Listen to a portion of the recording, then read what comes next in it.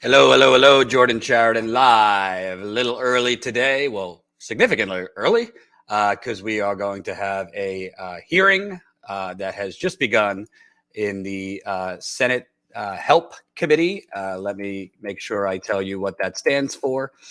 The Senate Help Committee.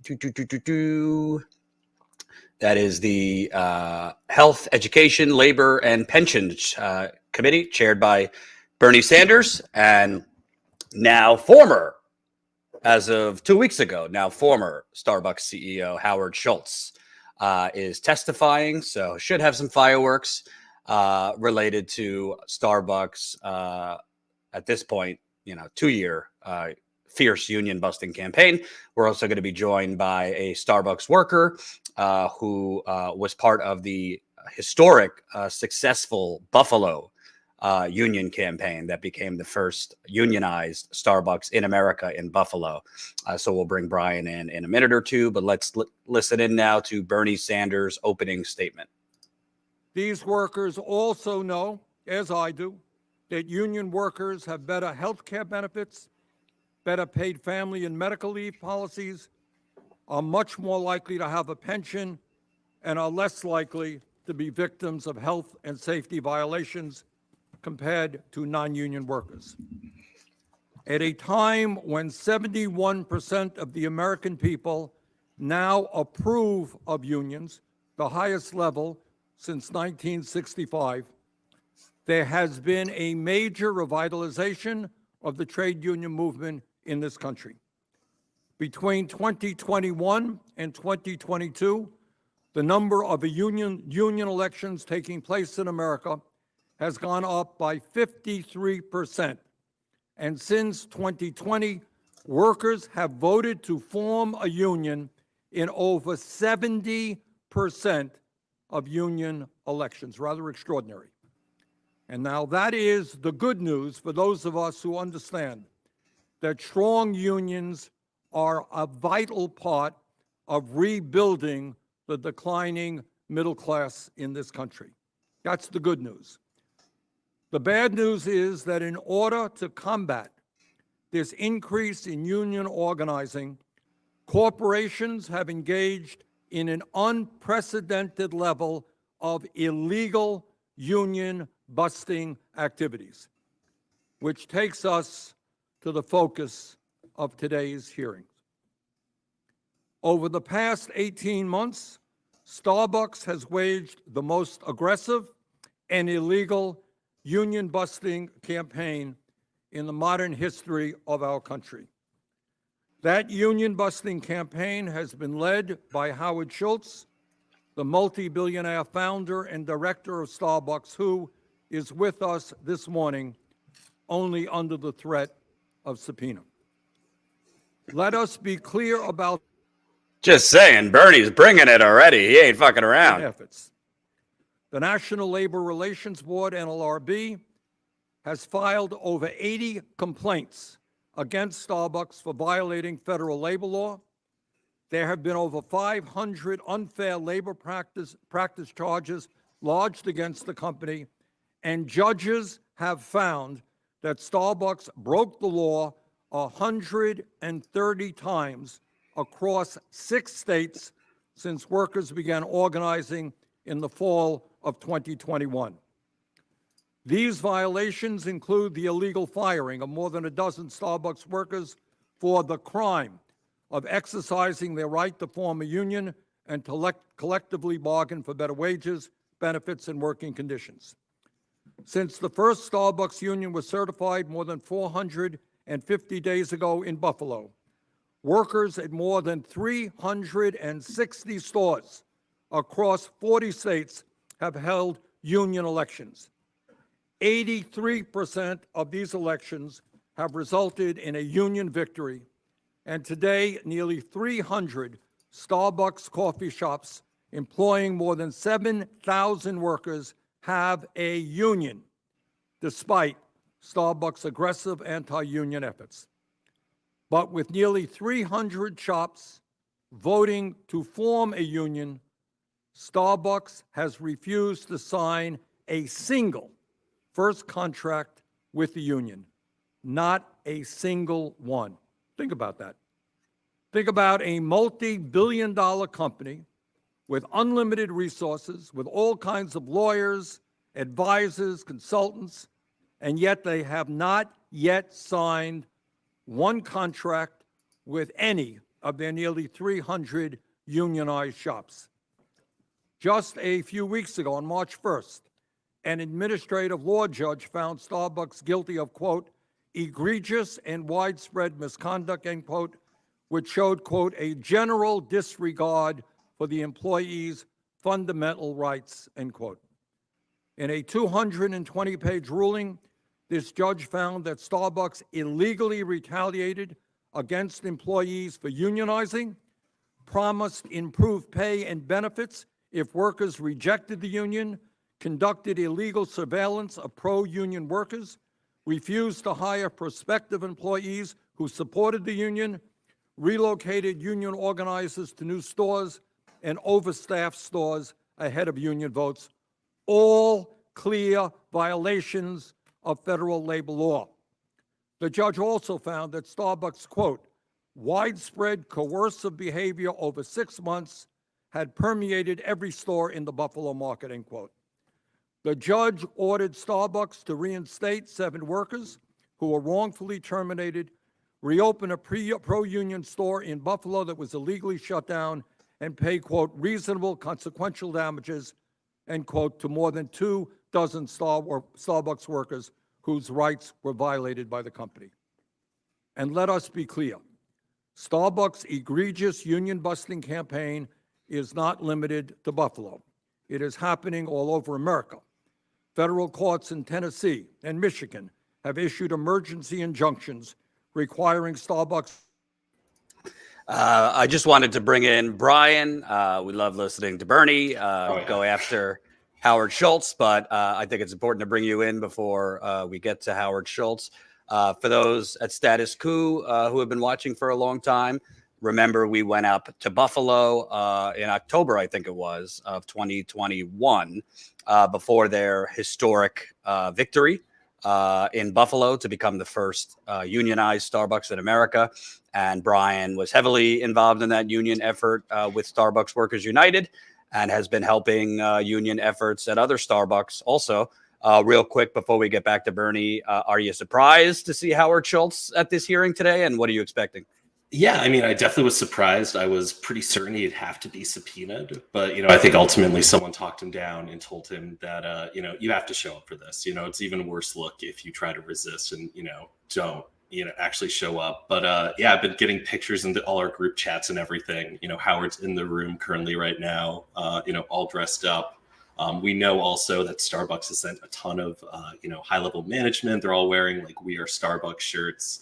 So, we have in the Senate right now is, dozens of fired workers from across the country who are fighting for the right to organize. And, hopefully they get their, hearing today and we get to actually put Howard on the stand and have him face real consequences, have him held accountable for his actions. Because I'm not aware of any, union campaign in modern history that has gone as far as Starbucks has in fighting the union. And also at the same time, that's actually the leadership's actually been held accountable, because this is all Howard. None of this, they're trying to play this game where it's he's no longer the CEO. Howard, is just was just briefly running the company and nothing's wrong. But this is Howard's campaign. I mean, we saw a definitive shift in tone even after when Howard came on as interim CEO, and the firings increased, all of that. So we know this is all about Howard, and it's good that we finally have him on the stand here. And my wife says, roast Howard's beans, Bernie. All right, let's get back to Bernie. Schultz's comments to the media, in which he expresses his strong anti-union views. As an American, Mr. Schultz is entitled to those views and any other views he holds. But even if he is a multi-billionaire and the head of a giant corporation, he is not entitled to break the law. So today I will be asking Mr. Schultz whether he will do what an administrative law judge has ordered him to do, and that is to record and distribute a 14-page notice which states that Starbucks has violated federal labor law, to inform Starbucks employees all across this country about their rights under the National Labor Relations Act, how Starbucks has violated those rights, and to assure that Starbucks will not infringe upon those rights in the future. In other words, I will be asking Mr. Schultz whether or not he intends to obey the law. Further, I will be asking Mr. Schultz another question, and that is whether or not he is prepared to promise this committee that within 14 days of this hearing, Starbucks will exchange proposals with the union, something that it has refused to do for more than 450 days, so that meaningful progress can be made to bargain a first contract in good faith. And let me conclude by saying that what is outrageous to me is not only Starbucks' anti-union activities and their willingness to break the law, it is their calculated and intentional efforts to stall, and to stall. They understand that the turnover rate at Starbucks and many other similar type companies is high. They understand that if workers do not see success in gaining a contract, they are going to get discouraged and give up the fight. At a time when we want, in this difficult time in our country, for people to stand up and fight for their rights, to try to destroy the spirit of thousands and thousands of people who are fighting for justice, that, to my mind, is unforgivable. Senator Cassidy. Thank you, Chairman Sanders. Workers have a right to organize. Now, some may disagree as to whether the protections for workers who choose to organize should also apply to workers who choose not to organize. That's my position, but examining this nuance is not an issue here. The title of today's hearing is "No Company is Above the Law, the Need to End Illegal Union Busting at Starbucks." Now, that clearly presumes that Mr. Schultz and his former employee are guilty before the allegations are fully investigated. The title suggests that That's this ridiculous. hearing Yeah, is not I a mean, good faith effort. we've to already get it- seen in the last couple days Howard Schultz, like presumably in Starbucks, pouring money into like the Center for Union Facts. I don't know, Jordan, if you saw in the New York Times, they had a big spread, and also Politico, basically talking about, union shot of hypocrisy about talking about Workers United and Starbucks Workers United. The Center for Union Facts just received $1 million donation from an anonymous source the other day, which presumably Howard Schultz, anticipation of this hearing. So very much so, the progressive veneer of Starbucks is really coming off now that they're, totally siding with rabid right wingers. And, we're going to see their mouthpieces in the Senate, basically echo their talking points that, we haven't taken the case all the way up to the Supreme Court. It's just one federal judge, which is a ridiculous argument. And I mean, in no other court case do you consider an initial verdict not valid. If someone's convicted of murder, it doesn't matter if they can appeal that process up to the Supreme Court. You consider that verdict valid.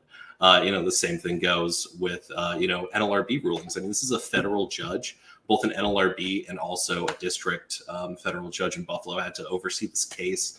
We had to go through, hours of testimony, affidavits, investigations. I mean, this was a process that started for the Buffalo hearing that just got ruled on, started in July and ended in October. I mean, this was a multiple month process of, multiple hearings, witnesses. We were all sworn under oath giving testimony. So Starbucks wants to play this game where, we can appeal it up to the Supreme Court. But, we know the reality. I mean, we're going to see, so much of Starbucks really trying to, change the question about it's actually the union, it's the issues with the union. It's, no, we haven't got a final verdict, but we know what's going on. I mean, Jordan, you've interviewed us. We've talked about, the firings, and it's no coincidence that, in all these stores where the union has won their elections, they're being withheld benefits. We're seeing workers continue to be fired and their hours cut down. I was down to, I think, 5 or 10 hours a week before I left a couple weeks ago, Starbucks, totally trying to basically starve us out, like Bernie was saying, Right. Yeah. Well, I think also to those watching and smash that like button so we get more people in. I mean, this is going to be a dog and pony show. Expect most of the serious grilling to come from Bernie, and if there are any other progressives on this committee, the Republicans will kind of echo the talking points, like Brian said, that they're getting from Starbucks and elsewhere. Not so much to defend Starbucks, but to just be union busters, because that's Right. who Republicans are. They don't believe in unions, and part of the rise of the extreme right in this country has been because of decimating unions over the last 40 years. So that's why you're hearing Mr. Cassidy here talk as if we actually need an investigation. Outside of what Brian was talking about, there's been news report after news report after news report about Starbucks union busting, illegal firings, retaliations, intimidations, sexual harassment. I mean, the list goes on and on. I've covered it. I've been on the road covering it. And also, to be fair, when you hear Democrats speaking, make sure you know that most of them are maybe not as hostile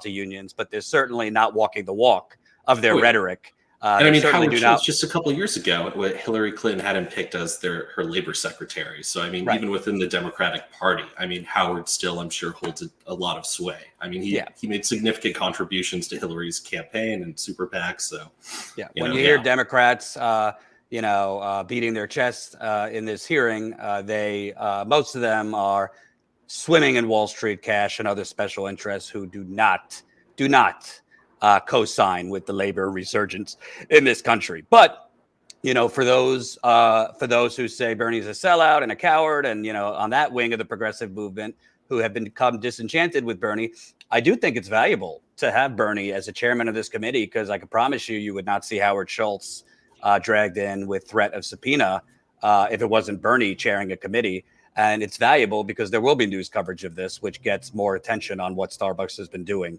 Obviously, we would like to see hearings on Amazon's union busting, Walmart's horrendous treatment of workers. But this is a start. Let's get back to Bernie here. The former longtime chief executive officer of Starbucks and a member of the Starbucks board of directors. Mr. Schultz, you may proceed with your testimony. Thank you very much, Mr. Chairman. Good morning, Chairman Sanders, Ranking Member Cassidy, and senators of the committee. I'm pleased to be here this morning and tell the entrepreneurial story of Starbucks and how we have carried the American flag to 84 countries around the world. My vision for Starbucks Coffee Company has always been steeped in humanity, respect, and shared success. It's a vision that was inspired by the struggles of my father, a World War II veteran who slipped on a sheet of ice in 1960 and was promptly fired from his job as a delivery driver. It fractured our family, and it deeply scarred me. I decided at an early age that if I was ever in a position to run a business, it would be based on respect and shared success. With my one-year term as Starbucks interim CEO having come to a close, I appear before you today with love and gratitude for what we have built at Starbucks over these last 40 years. The essential operating approach at Starbucks since 1987, when we had just 11 stores, has focused on values-based decisions. We've always believed that if we exceed the expectations of our people, they in turn will exceed the expectations of our customers. We call our employees partners. This is a very important point to share with the committee, because since 1991, we established shared ownership for every single person at Starbucks, full and part-time. Unprecedented. More than 30 years ago, before the company's IPO, Starbucks created 2 unprecedented benefits for our partners. It was the first of its kind in all of American business, never done before. Starbucks Beanstalk program, a stock equity program, and access to health care almost 25 years before the Affordable Care Act for full and part-time workers who work 20 hours a week. My written testimony has details on the benefits and opportunities we've created for our people over the past 40 years. This represents decades of work striving to build a different kind of company that lifts our customers and gives our partners a chance at a better life. According to Aon, one of the most respected benefits and HR consultancies in the country, this is their voice, not ours. There's literally no company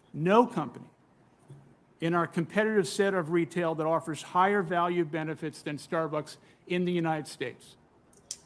And Senator, I want to get your thoughts on that, Brian. But just to make a point, when he's saying, I was only interim CEO for a year, he was very much running the show still from the shadows before he was officially returned as CEO as part of this union busting campaign. Exactly, yeah. And he's still maintaining a status on the board. It's not Howard. I mean, it's his company. Regardless, he has the relationship with all the board members. He makes those decisions. He was the one that pushed Kevin Johnson out, that pushed Roseanne Williams out. I mean, all these decisions, come back to Howard. So, I mean, I'm glad that Bernie stood his ground and didn't accept Starbucks trying to send the new CEO in as, a replacement, as somehow it's simply ridiculous. I mean, this is the same speech he gave to us in Buffalo right before the election, talking about his father and his story and how good the company is and how grateful we should be. He gave I don't know if he's going to give the Holocaust analogy here. I assume not after the bad press, but I mean, and from my understanding, the healthcare benefits were a holdover from a UFCW contract of another coffee company that Starbucks had merged with when they started expanding out of Seattle. So, regardless, the small ESOP, Beanstalk benefits, having healthcare, I mean, maybe those were industry leading back in the 80s, but right now, when you look at Starbucks' full set of benefits, you look at the healthcare. I mean, the healthcare is not affordable. Hundreds of dollars a month for coverage that simply people just can't afford. I couldn't. I was on Medicaid when I was working at Starbucks. And the college tuition program, while it was nice at one point, you look at Chipotle. You could take their college program and simply go to any college you want. You're not just bound to online ASU. And you have to maintain 20 hours a week, which, with the hour cuts nationwide, I mean, is simply making these benefits unobtainable, especially for unionized partners. Well, also, if you're cutting union workers' hours to the point where they're, even under 20 hours a week, they're not going to even be eligible for that health care. Joining us, Zaina Day, who's no stranger to companies who union bust. So glad you could be here to react to this. Let's get back. Let's get former back barista too. Oh, nice. Former All barista. Right. There we go. Two baristas in the house. I'm actually drinking iced coffee from Starbucks right now. All right, let's go back to Mr. Schultz. we can to demonstrate the conscience, the heart, and the values of Starbucks Coffee Company. That has been the Starbucks way for the last 40 years, since 1987, when we had 11 stores and 100 employees. With that, I welcome your questions. Schultz, thank you very much. My time is limited, as is the time of all of our members here. So I'm going to be asking you to respond to each question as briefly as you can, hopefully with a yes or a no. Do you understand that in America, workers have a fundamental right to join a union and collectively bargain to improve wages, benefits, and working conditions? Do you understand that? I understand, and we respect the right of every partner who wears a green apron, whether they choose to join a union or not. Are you aware that NLRB judges have ruled that Starbucks violated federal labor law over 100 times during the past 18 months, far more than any other corporation in America? Sir, Starbucks Coffee Company unequivocally, and let me set the tone for this very early on, has not broken the law. Okay. Are you aware that on March 1st, 2023, an administrative law judge found Starbucks guilty of, quote, egregious and widespread misconduct, end quote, widespread coercive behavior, and showed, quote, a general disregard for the employees' fundamental rights, end quote, in a union organizing campaign that started in Buffalo, New York in 2021. Are you aware of that? I'm aware that those are allegations And Congress has created a process that we are following, and we're confident that those allegations will be proven false. All right, Mr. Schultz, before answering the following questions, let me remind you that federal law at 18 U.S. Code Section 1001 prohibits knowingly and willfully making any fraudulent statement. I understand that. Were you ever informed of or involved in a decision to fire a worker who was part of a union organizing drive? I was not. Were you ever informed of or involved in a decision to discipline a worker in any way who was part of a union organizing drive? I was not. Have you ever threatened, coerced, or intimidated a worker for supporting a union? I've had conversations that could have been interpreted in a different way than I intended. Oh, boy. That's up to the person. Oh yeah, who this is the received one where information that I he told a spoke worker about. in California that if Were they you didn't like the company, they should leave, or they hate in the the company so much decision when they're asking him about to union withhold busting. So. benefits from Starbucks workers in unionized I hope Bernie goes stores, after him because this is including perjury. He's higher perjuring pay- himself right now on the stand. It's ridiculous. My understanding, when we created the benefits in May, 1 month after I returned as CEO, my understanding was under the law, we did not have the unilateral right to provide those benefits to employees who were interested in joining a union. Am I hearing you say that you were involved in the decision to withhold benefits from Starbucks workers in unionized stores? Is that what I'm hearing? It was my understanding that we could not provide those benefits under the law. What? Mr. Schultz, have you ever asked a Such Starbucks bullshit. worker, quote, if you hate And they just were Starbucks found so that that much, was illegal. why don't I you think go the other work day by somewhere another else? NLRB judge. Glad you asked that question because I've read in the press that quote, and that's not exactly what I said. Can I tell the story? Do you mind? I have some other questions, I'm sorry. I think it's important to hear the facts. You'll have your chance. Will you commit to testifying in any trial where you personally are accused of breaking federal labor law, something that you have been accused of doing nearly 100 times since 2021? Mr. Chairman, let me say under oath, these are allegations and Starbucks has not broken the law.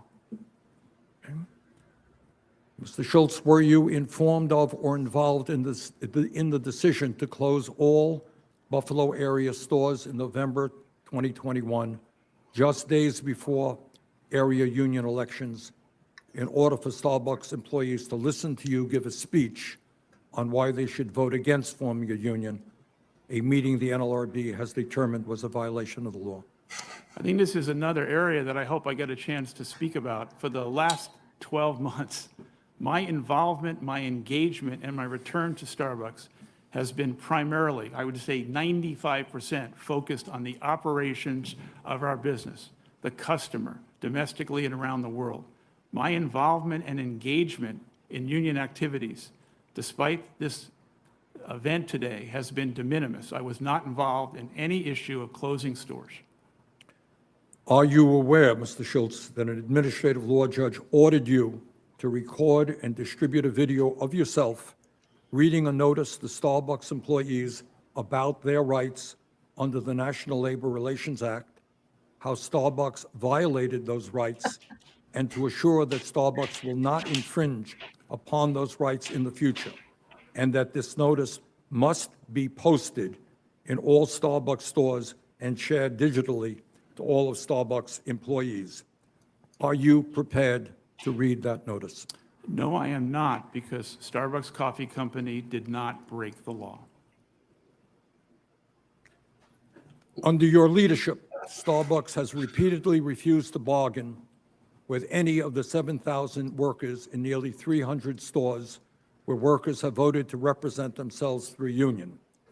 The first group of workers to win their election have been waiting more than 460 days to reach a first contract. Mr. Schultz, will you commit right now that within 14 days of this hearing, Starbucks will exchange proposals with the union, something it has refused to do for more than 450 days, so that meaningful progress can be made to bargain a first contract in good faith? Will you make that commitment?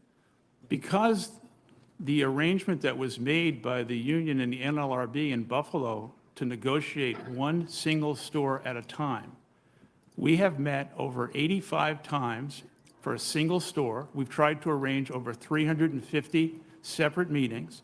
We've said publicly, and I say it here again, that we believe that face-to-face negotiations is the way to proceed. And the reason I want to make that point is that there have been safety issues in which Starbucks managers have been outed on social media. There are privacy issues. We don't want to do it on Zoom.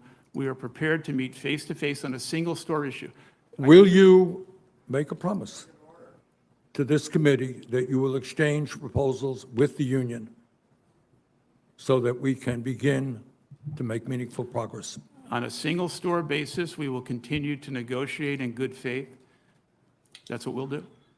2 minutes over. It's ridiculous. I mean, we've seen Starbucks in the bargaining sessions I was involved in Buffalo walk out after 5 minutes. I mean, using Zoom as a part of bargaining is standard procedure now for pretty much every contract. I'm bargaining right now healthcare contracts in Connecticut, and all of those meetings are done over Zoom. It's never an issue at all. I mean, this is bullshit. I mean, if it wasn't the Zoom, they would find something else to refuse to bargain over.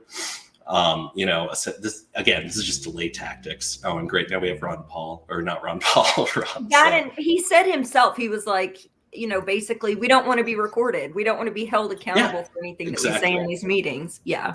I think a few points, because I don't think whatever Rand Paul's saying is must-watch internet. Number one, they specifically brought Howard Schultz back because the union campaign was succeeding. That's why they brought Howard Schultz back. So when he says, what did he say? 99% of what I've been working on is domestic and international, blah, blah, blah. I mean, that's just, you don't have to be a brainiac to know they brought him back because he is known, as hostile to unions. Whoever was the CEO wasn't getting the union busting done effectively enough. And they brought him back to steer the ship.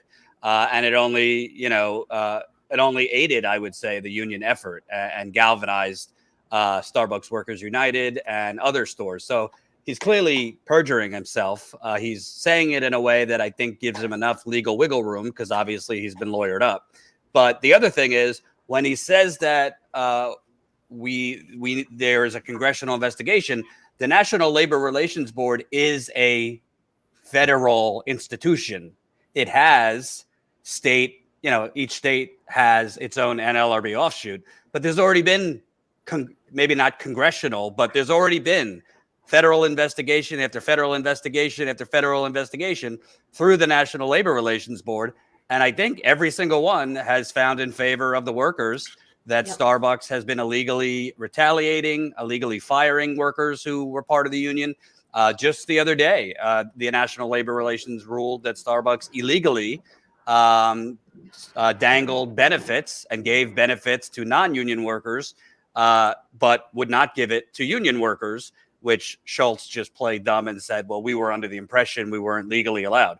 So this whole these are allegations, it hasn't been investigated. It has been investigated. Right. And if we didn't live in the United Corporations of America, there would actually be criminal penalties for some of these things, not just civil penalties. Because Starbucks now has to pay back pay for some of the workers that they've had to rehire, et cetera, et cetera. So it's just bogus. Most of this is a dog and pony. I'm glad it's happening, but most of what he's saying is provably, lying. But if you lie like in a regular court and it's proven, you're going to go to jail. If you lie in front of Congress, it's kind of just a regular Tuesday.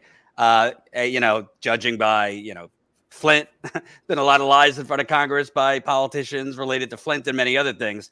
But I just wanted to point that out because his whole thing about, these are allegations and Congress needs to investigate it. The federal government has already investigated these allegations through the NLRB. You're guilty as charged. Did I miss anything, Zaina? I think that covers it pretty well. I do think he opened with the hilarious statement of partners, quote unquote, access to healthcare, but then later, when confronted, did admit, for the union stores, we pulled back all of the benefits the few benefits that Starbucks already had in place. We pulled back for those workers because we were not legally bound to provide those any longer. So he's using the law, especially in right to work states where it's harder to prosecute, and it's been harder for Starbucks unions and others to get going and get their footing. Starbucks has been parroting that line. Thanks. Speaking of Senator Paul, he's been an advocate for right to work laws for the last 10 years that's busted unions across the country and through state house legislation. So that kind of stuck out to me because in reference to Buffalo, it's slightly different because in New York there are more stringent laws, but there are several states attempting to unionize that have really antiquated right to work laws that are fairly new, that are shielding corporations like Starbucks from any kind of responsibility when it comes to union busting. So it's good to see this play out on the federal level and federal stage, so that he has to answer these questions. And Brian, real quick, I forgot my violin, but can you respond to Howard Schultz saying the poor managers at Starbucks are being, what did he say? They're being doxxed? They're being doxxed. Yeah, I mean, well, I feel so bad for the managers that were flown around the country, over 100 to Buffalo to bust our union, surveil us, fire my friends. And yeah, I mean, basically wage psychological warfare against workers who want to exercise their basic rights. I mean, I have no sympathy. The amount of money these managers were paid, and that we heard from insiders, tens of thousands of dollars of bonuses, when they were in Buffalo, everything paid for from apartment to car to food. These people were making hundreds of thousands of dollars, I think, ultimately for their work. So yeah, if they have to deal with a little bit of, harassment online or face some consequences for their actions, I couldn't care less, honestly. And by the way, a lot of the whole identifying the managers was through workers who were being retaliated against, recording conversations where the managers were threatening them and intimidating them. So that's how their identities were revealed, through workers protecting themselves. One worker comes to mind. I think it was in Arizona. Dahlia was her name, a 19-year-old worker. Layla, I'm sorry. Yeah, Layla Dalton, yeah. Yeah, who was being threatened and intimidated and recorded a manager, and good for her. Let's hear Hickenlooper, who's a corporate Democrat shill, but I'm sure he's going to say some rhetorical things. And the worker welfare. So how do you respond to those workers who appreciate the Starbucks model but would like to be able to organize with less confrontation? Well, thank you for the question and the opportunity to answer that, without some of the propaganda that has been floating around. I built my life trying to create a company that values every single person with dignity and respect who puts on the green apron. That has not changed as a result of 1%, 3,400 people out of 250,000 who want to join the union. We've said it publicly. We respect the law, we respect their right, and we want to treat everyone with respect and dignity. However, I have the right, and the company has the right, to have a preference. And our preference is to maintain the direct relationship we've had with our employees who we call partners. And we have a track record that demonstrates the values that we have shown and the value that we have created. But we maintain a level of respect for everyone who wears the green apron. Thank you. There's been considerable questions about the shrinking middle class. I'm not asking you to be an economist in this sense, although you clearly know more about economics than I will ever know. But when you look at the charts, and we've got a chart behind me that demonstrates that as the middle class has shrunken and as income inequality has increased dramatically, it has directly coincided with the decline in unions. And I certainly respect the desire to be directly connected with all your employees. But in many ways, that right to organize and that opportunity for people to be part of a union is a crucial building block for the middle class that I think gave this country stability that we don't see in the same way that we used to. At its core, I think union organizing is about having a greater say in their workplace. And I think everybody always wants that. Some of the studies show that entrepreneurs start new businesses not necessarily to make money, but to have someone bossing them around. So what do you say to the workers who want to join together with their peers to unionize their workplaces, despite however great Starbucks has been for them? Yeah. I've said before, and I want to repeat it, I think unions have served an important role in American business for many years. And if you look at the 50s and the 60s, Can I just unions say that was a generally softball from were- Hickenlooper, like the Well, most milquetoast nonsense. You Yeah. have one of the biggest union busters in the country in front of you, and that's all you ask. The most just. And by the way, we should just say, and I think we have a clip which we could show in a minute, but beyond just the union busting, it's not like Starbucks workers are, raking in the money. I mean, No. the workers I spoke with, Brian, you could speak to this. A lot of them were working 2 jobs. A lot of them were struggling just to pay rent. I mean, Buffalo, where the first successful union campaign happened, gentrification has run amok. Like many places, rents are rising, and Starbucks profits. Starbucks, I believe, hit record profits during the pandemic. They were not jacking up workers' wages and benefits. They were jacking up Howard Schultz and shareholders. And So continuing to it's- raise prices. Yeah. I mean, you can't live off of $15 anymore. I mean, the fight for 15 was incredible over 10 years ago, but there's no way with the cost of living currently that anyone can live off of $15.97, which is what I started at in Buffalo. Workers around the country now are making around 15, but that's nowhere does that line up with the actual cost of living anymore. And we're asking for Starbucks when we're coming to the table to start off of $20 an hour as a base wage, along with, actually free healthcare, which is real affordable healthcare, not, Starbucks is hundreds of dollars a month potentially. So you're saying when Howard Schultz in his opening is talking about their world-class benefits, including healthcare, it's not so world-class. No. I mean, it's poverty wages. We're living in poverty, especially if you have a family, independence. There's no way you can survive off of Starbucks wages. In by the way- states that don't have in states that don't have a higher minimum wage, like Kentucky, they're making between $9.25 and $10.15. Yep. I recently was applying for a litany of a whole bunch of different things, and Starbucks was one of them for a second job, and I was like, $9.25 an hour, Starbucks, awesome. You were paying me $8.75 the last time that I worked with you when my daughter was 6 months old and now she's 13. So it strikes me that they're also not accounting for, like you said, livability in the different areas that they're at. I have to listen to Gordon Gekko and his boot shining of Howard Schultz. What's best for growth. I also think it's rich to not recognize the extraordinary conflict of interest we have, which is our Democrat colleagues overwhelmingly get their campaign funds from unions, and therefore would like to find every possible way to extend unions, even if an enterprise feels that it's in their best interest to pursue a different course.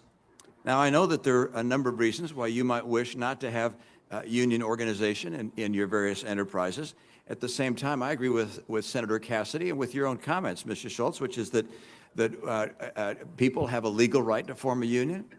There are some employers that are not good employers, and a union is necessary to protect the rights of those individuals, and that if any enterprise, including yours, has broken the law, that it should be held accountable for having done so. At the same time, there are legitimate reasons why an enterprise might choose not to become unionized. I first would note that within your company, there are probably some stores that are union, some that are non-union. Do the non-union store employees get paid less than the union store employees? The starting wage has been the same. The only difference is the benefits that we created in May. And my understanding under the law is that we were not allowed to provide those benefits to people who are organizing to join a union. Motherfucker. So in fact, the non-union Why? stores are actually a little better total package than the union stores. Let me ask you another question, which is make another point, and that is, I would understand why you would not want to have an adversarial relationship between the store manager and the employees that work there.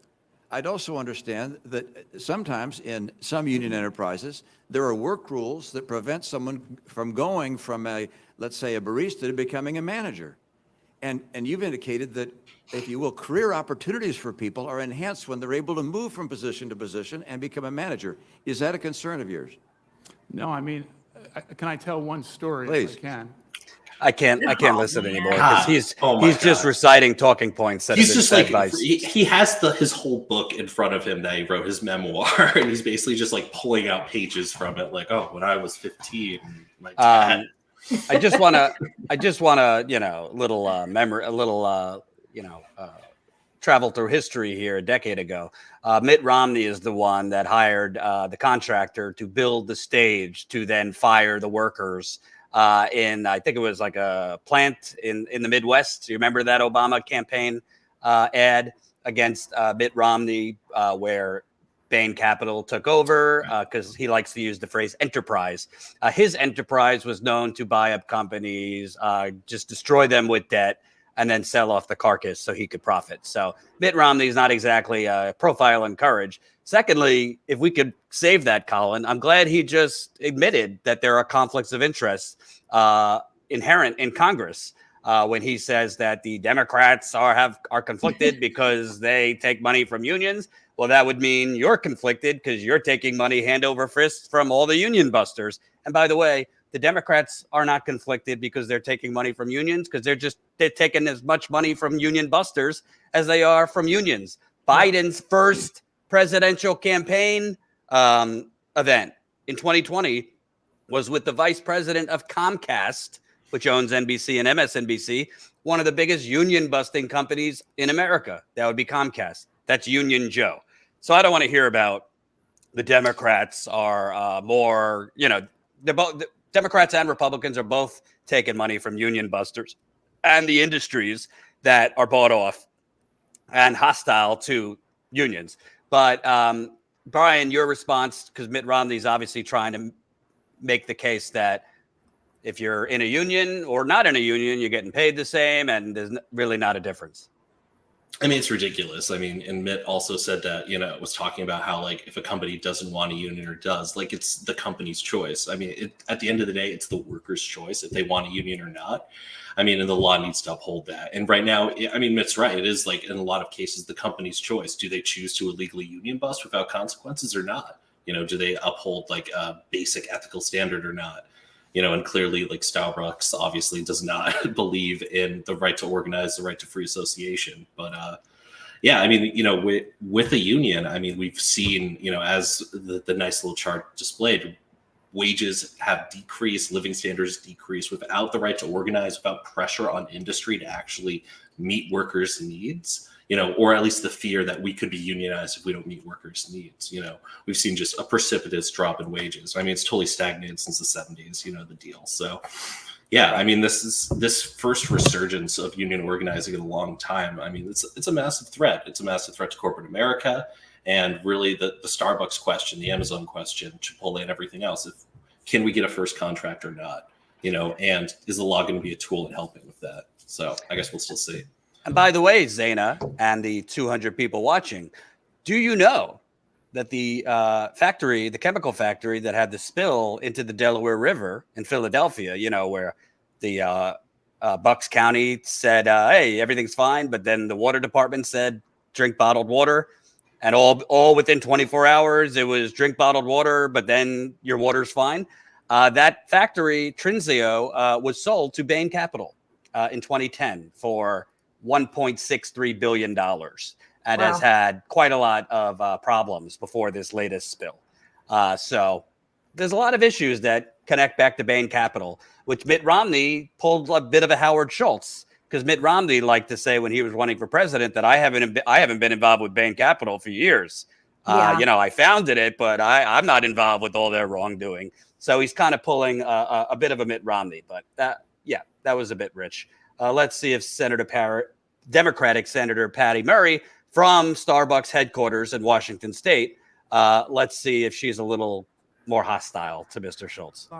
So let me just ask you a simple question. Do you agree that it is workers who get to decide whether they want a union?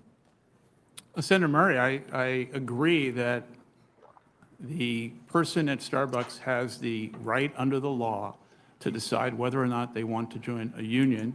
And Starbucks Coffee Company also has the legal right to provide a vision for our employees, which currently represent 99% of the 250,000 who wear the green apron, that our vision is a preference to maintain our direct relationship.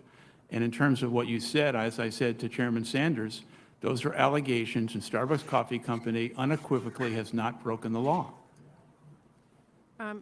Let me just share with you, and I heard you answer Senator Hickenlooper with treating your employees with dignity and respect, Yes. which I appreciate. But I am hearing from a number of folks really troubling reports about Starbucks refusing to allow credit card tipping, cutting employee hours, holding the loss of critical benefits like health care, insurance, and gender-affirming care over the heads of employees who are trying to exercise their rights. And I've even heard reports, so you know, about uncertainty for union employees about whether or not they would receive abortion travel benefits, which all your workers receive. I'm concerned when I hear from my constituents about unfair threats of any kind or denying benefits unfairly, even when the union agrees to waive its right to bargain. I would assume you would agree that that doesn't constitute treating someone with dignity or respect if they are being threatened.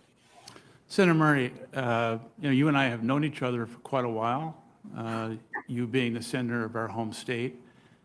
I think you have many times actually talked about Starbucks as a model employer in many of the meetings that you've had and speeches that you've given.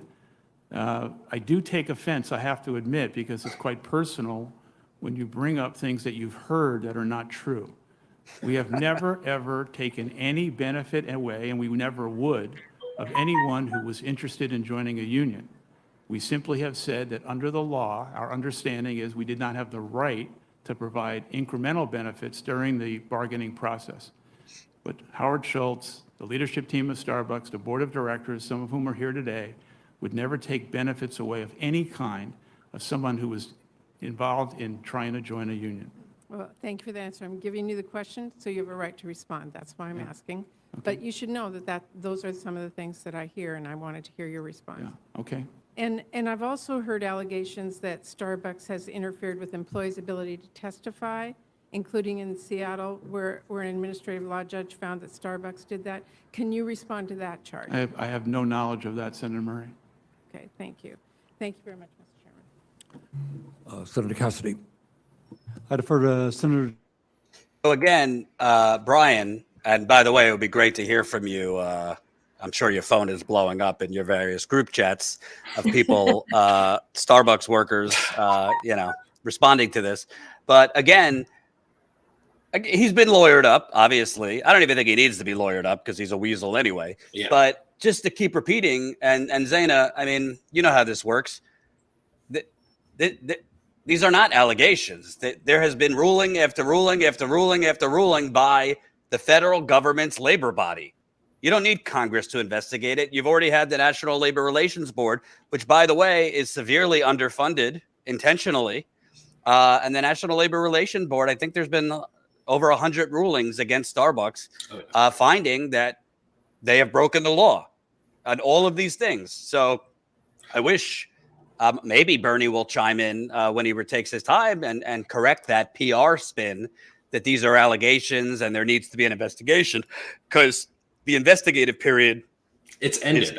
Is over. Moving forward with this case, the details are locked in. The facts of the case are locked in. As they appeal it upward to the NLRB and then to the appeals court and potentially the Supreme Court, the facts of the case do not change. They had their chance to present the facts. Now it's simply an argument over interpretation of the law and the application of it. So, Starbucks saying that, there's been no decision reached. There has been. We've established the facts of the case in the Buffalo trial and other trials. And as they move forward to appeal it, there's a very narrow window, barring the Supreme Court blowing open, labor law in this country, for Starbucks to make a case to try to dismiss these charges. I mean, it's going to be almost impossible unless, the Supreme Court obviously does something extremely radical with its interpretation of labor law. So, right. Yeah, It's settled. This is a settled case. And, Starbucks, so many of the postings threatening benefits workers had to deal with. I mean, we have pictures, screenshots. I saw them, basically where they were talking about benefits. It's like, oh, Starbucks, here's our benefits. Union. And it's like a question mark after all these benefits, basically. And the implication was made and directly made and verbally made. I mean, the actual threats were made that you would lose these benefits if you organize. The trans workers would not have access to health care, that immigrants would not have access to, Starbucks' resources to help with immigration. You could lose ASU healthcare, all this stuff. This was all held over our heads throughout the whole campaign in the country. And he's talking out both sides of his mouth because he said specifically in this hearing 10 minutes ago that yes, benefits were being withheld because it was illegal to grant benefits. Well, in none of those 100 hearings did it determine that it's illegal for a company to give benefits if you're under a union. I mean, that's just absolute nonsense. But he's talking out both sides of his mouth because he's saying we didn't withhold benefits. They're lying. We haven't done that to employees. And then yes, we did. We waived our right to bargain over those new benefits. That's the only obstacle there is when we're in bargaining, like, do we accept the benefits or not that they're offering? And we waived all right to bargain over them. And there should be and that's why it was ruled illegal, since Starbucks then withheld them from the union, even after that. So, and I'd also, maybe Bernie or somebody with a spine will get to this, but I'd also like to ask, Mr. Schultz, why was it that you flied in hundreds of managers from around the country to Buffalo? Why? What was it? Were you having a Coachella of orientation? Like, why were you flying in? Why were you flying in hundreds of managers when a couple stores in Buffalo were trying to unionize? That's far different from, well, we believe workers have a right to unionize, but we have a different view. I would also ask, maybe I should run for office, Aina. I don't know. It sounds like you guys have spent, at this point, hundreds of millions of dollars on this union busting campaign. Wouldn't it have just been less to increase your workers across the board's wages and maybe be a little bit more generous in benefits? I mean, you've spent more money in trying to stop this than you would have in just raising wages, benefits. And am I wrong, Brian? I mean, we're not accountants, but it sure sounds like they've spent, for the amount of money they've spent and unsuccessfully to stymie the union movement, they could have just raised wages and benefits. Exactly. Yeah. I mean, the easily could have negotiated a first contract at the over 200 stores around the country that have organized. But, really, with union busting, it's not just a direct profit incentive there. It's like, do we save money or not? I mean, sometimes companies will make that decision, but for Howard especially, where it's this like ego-centered founder, I mean, it's really about power. It's about controlling the workers at these stores and, the threat of losing that control. So, Howard doesn't want to give that up. His ego is hurt, because he's the quote unquote founder of Starbucks, even though he didn't start the company. But it's really Howard's ego is running and driving this whole anti-union campaign. I mean, it would end the second. Yeah. He said that they want a direct line to the employees without, basically a union getting in the way. And by the way, to answer your question, Spiely, my wife has told me if I run for office, she'll leave me, and I don't want to be. I don't want to be lonely again, so I can't run for office. Let's go back. Single worker in the United States of America should have the right to bargain collectively, to organize for wages and benefits. And too often in our country, workers don't have that right.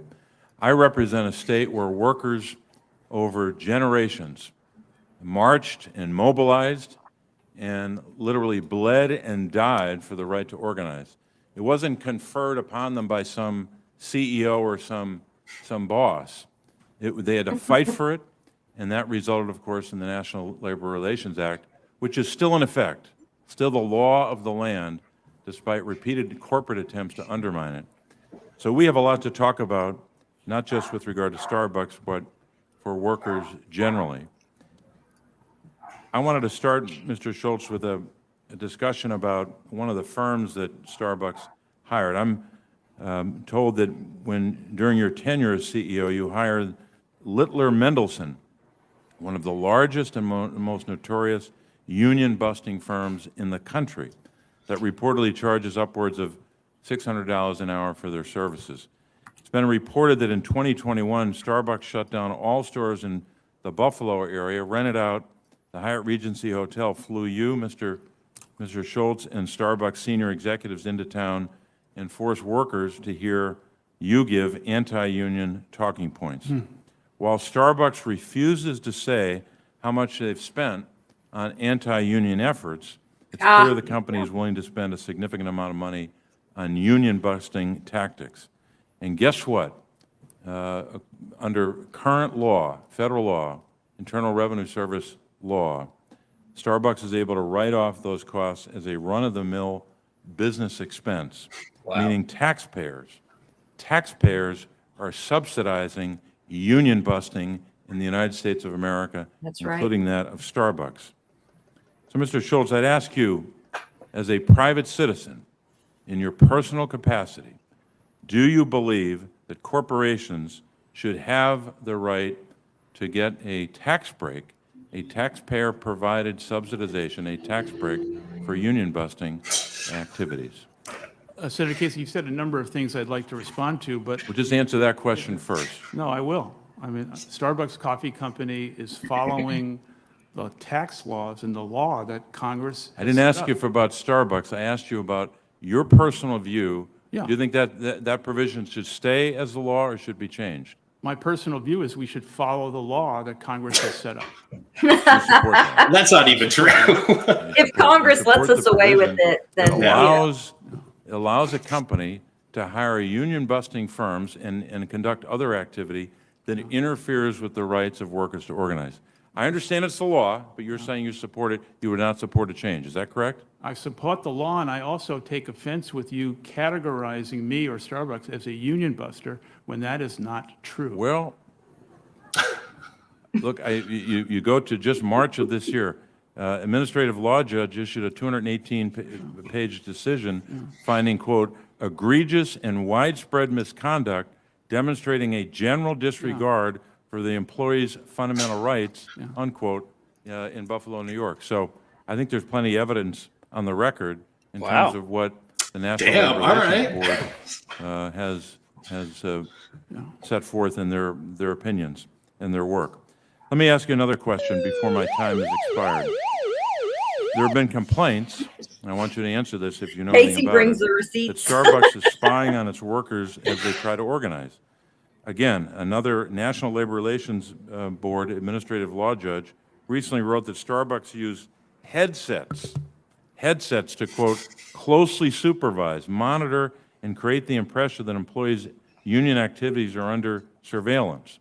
So we've heard about this. I didn't even know with regard that. to other companies. Oh yeah, no. Do you Well, obviously, believe, and you know, again, with this is drive-through, in your we have personal headsets capacity, I where you realize where take you an were. order and stuff, but we also use those to communicate.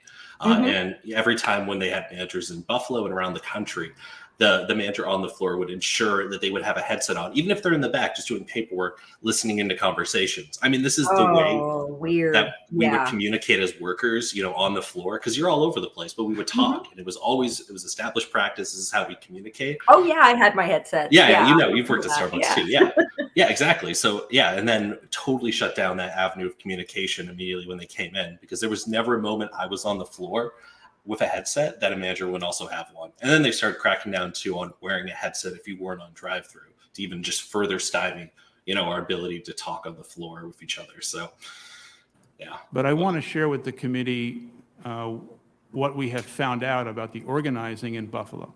Oh, I here we think go. this is important for everyone to know. They're going to call Jazz Brzak a The terrorist. organizing in Order. Buffalo began with an individual who we later found out was paid for and joined Starbucks as an employee in 2020. And even though we hired her on her own merit, we found out that she was paid for by the very union trying to organize Starbucks. I'm going to have to cut you off. It's a good story. We'll come back to that because it sounds like something to do. I hope you do.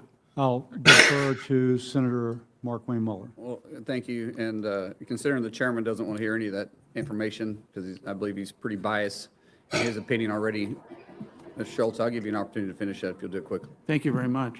Oh, So, as you might So I'm just gonna imagine, take this quick. we're very curious to understand what happened in Buffalo.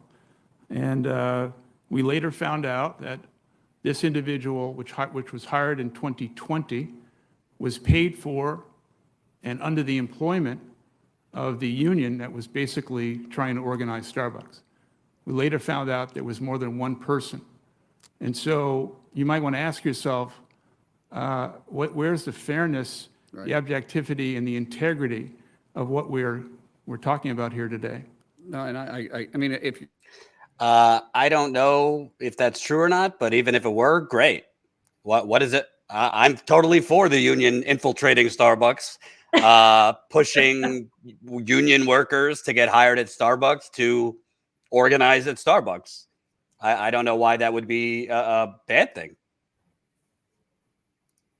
You got to unmute yourself, Brian. There we go. You hear me? Yeah. All right, perfect. Yeah, no, I mean, Jazz has talked about, she is a lifelong organizer. Every job she's gone to, she's like attempted to organize.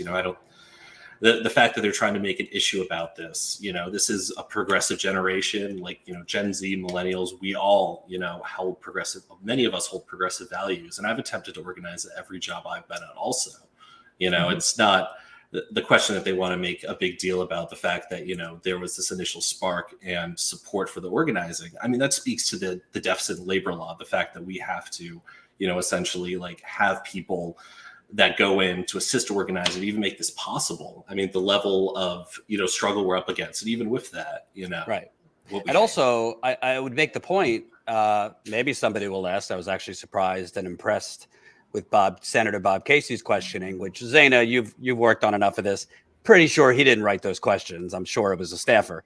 But anyway, somebody should ask him, well, whether there was some nefarious plot that this worker was hired in 2020 and was working with the union when she was hired. Regardless, maybe there's something wrong with your, quote, direct relationship with your workers if they feel the need to organize. Maybe it's not such a great, strong, direct relationship if you have such a groundswell of workers who feel the need to have the support of a union. Can you comment on that, Brian? Yeah, I mean, these campaigns, regardless, Amazon famously had a few assaults at the Staten Island warehouse. None of that matters. I mean, assaults as an inside organizer, someone who goes in with the intention of organizing. None of that changes the fact that workers, there's never going to be more assaults than there are like peppers, workers on the ground that actually want to organize. You can't win these elections without their support. If they don't want a union, you can't force that to happen. The company, though, on the other hand, can very much tip the scales in their favor through firings, through intimidation, through, these captive audience meetings. I mean, the union, what the union can bring to bear is simply like bringing a spark, planting the seed of an idea of organizing. What the company can bring to bear is actually ruining people's lives, actually, directly intimidating and, firing and all that stuff. So, yeah, I mean, it's ridiculous. Again, this is just misdirection for Starbucks' massive anti-union campaign. And essentially, they're trying to go after organizers and make it personal, try to it's the old infiltrator line, but Exactly. It's like Jordan said, you can't if she was a member of another union or a trade union, or, I'm a member of a couple different unions that help unions get off the ground. So does that mean that I never go anywhere and work? And that once I get there and I see problems, I can't speak up and start to try to unionize? Exactly. It's just a ridiculous premise on its face. I mean, yeah, and now Starbucks is even further going after Jazz, through the Center for Union Facts, calling her a terrorist supporter for her work supporting Palestinian activists. Really, I mean, to the level of, ridiculous. Yeah, it's evil. I mean, it's just evil shit. Like they're going after, someone who's a lifelong, not only labor activist, but human rights activist who, basically, yeah, I mean, Jazz is an incredible organizer and activist. And Starbucks, I mean, what does Howard have to stand on? Yeah. Here we go. Let's listen to this guy who's hyperventilating. Labor losing and it. Pension Committee. We shouldn't have a biased approach. We should have what's best for America and all those that want to thrive and work in it. And so while we politically disagree, Mr. Schultz, I applaud you for your success. And I applaud all the CEOs out there for their success and all the employees that work hard, that's in the same boat, that's making their companies great. Thank you. Thank you. Thank you. Well, let me respond. The senator did mention my name, I think. And I think you got an all-time record here. You've made more misstatements in a shorter period of time than I have ever heard. Please correct Well, me, if I'm because worth it's $8 all million, public. excuse me. It's all public. Excuse me. Yeah, go ahead. All right? Excuse me. Yes, sir. If I'm worth $8 million, that's good news to me. I'm not aware of it. That's a lie. All right? Number Where are the two, public records? you're probably looking at some phony right-wing internet stuff. It ain't true. No, All right? You should read beyond that. It is not true. it's All right? public records. No, it is not public record. Okay. Well, you It made is not 1.7 million on your book. public record. You made All right? It is- 1.7 on your book. Excuse me. I've got the mic now. Number you not two, make the statement I that if have you want to the be a mic millionaire? now. I've got it. Did you had not your make time. that statement? You had your time. Okay. All right? You're not telling the truth. Second of all, you got no evidence that I have ever said that all CEOs are corrupt. I have never, ever said that. Probably not all, but every time you talk probably about not, CEOs, that you do shouldn't say that. say it. Furthermore, what this hearing is about. You're the is chairman. whether Kick or his not ass to talk out. about being pro-union. Really. What this hearing is about is whether workers have the constitutional right to form a union. The evidence is overwhelming, not from me, but from the National Labor Relations Board, is that time after time after time, despite what Mr. Schultz is saying, Starbucks has broken the law and has prevented workers from joining unions to collectively bargain for decent wages and benefits. Senator Baldwin. Thank you, Mr. Ooh, Chairman. they personally attacked Bernie, I guess. Mr. Schultz, I want to begin by acknowledging the leadership role your company has played in providing benefits to workers. You talked about it in your testimony with great pride. I just want to say, Enough is enough. Enough is enough. To all employees since 1991. You noted, I think, that these benefits allow you to attract and retain a workforce that you call the secret sauce of the Starbucks success. Right. Given this history, though, it is all the more puzzling to me that you're fighting this union drive so fiercely. You've said that a union will sever the direct relationship you have with employees, which you call crucial to anticipating their needs. Instead of leaving it up to your anticipation, a union can ensure that you receive clear feedback about what your workers actually need, free from fear of retaliation. While you call them partners, your workers are limited in their ability to engage with you directly because there's a power differential, and you have power over them and the benefits that they cherish. A power you have shown your willingness to wield, involving employees attempting to organize. I find it particularly ironic, especially given your own powerful story, that you don't see this power dynamic. Further, I think this number is right for your U.S. employee base, but you employ over 235,000 people, in over 3,000 in my home state of Wisconsin alone. You can't possibly have a direct relationship with all of them. Some intermediary is necessary. If you truly want a direct relationship with your workforce, I would suggest to you that a union can provide that. I also want to note in your written testimony that you returned to Starbucks in April of last year and noted that the company had gone astray, had lost its way on many levels. You talked about short-termism, an issue on which I agree profoundly. And who were these partners to turn to with this direct relationship during this time that the company had gone astray? In Wisconsin, when I met with Starbucks union organizers, it was immediately clear to me that they take significant pride in their work. You talked a little back and forth about the quote of hating Starbucks so much, why don't you quit or get a job somewhere else? These workers don't want to quit. They want to work. In fact, they seem to share so many of the same goals for the company that you've laid out so eloquently in your testimony. All of these workers are asking is that you respect their right to organize, which would require you to treat them not just as partners, but as equals. It's that power dynamic that I was talking about.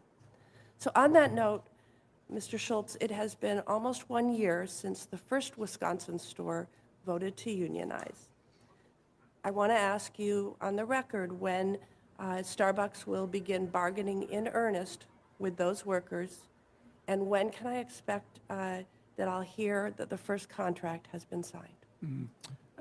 I'd love to answer your question. I wonder if I can have more time to respond to some of the things you've said. But we are prepared in the state of Wisconsin and other states that we have partners who want to join a union to meet face-to-face, as we've stated consistently, and begin a bargaining process. And we're prepared to. Brian, just so the audience knows, obviously you can't talk to every single instance, but could you illuminate a little bit more in terms of Buffalo? What were these bargaining sessions? Because he's trying to make it seem that they have made an effort to have bargaining sessions with as many stores as possible in person.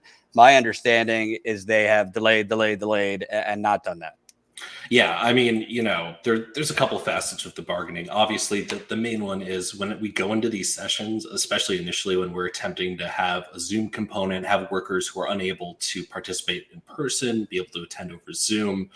Starbucks immediately walks out of the room within, after introductions. I've seen that in, Albany, Burlington, Vermont. I've seen that in Buffalo, obviously.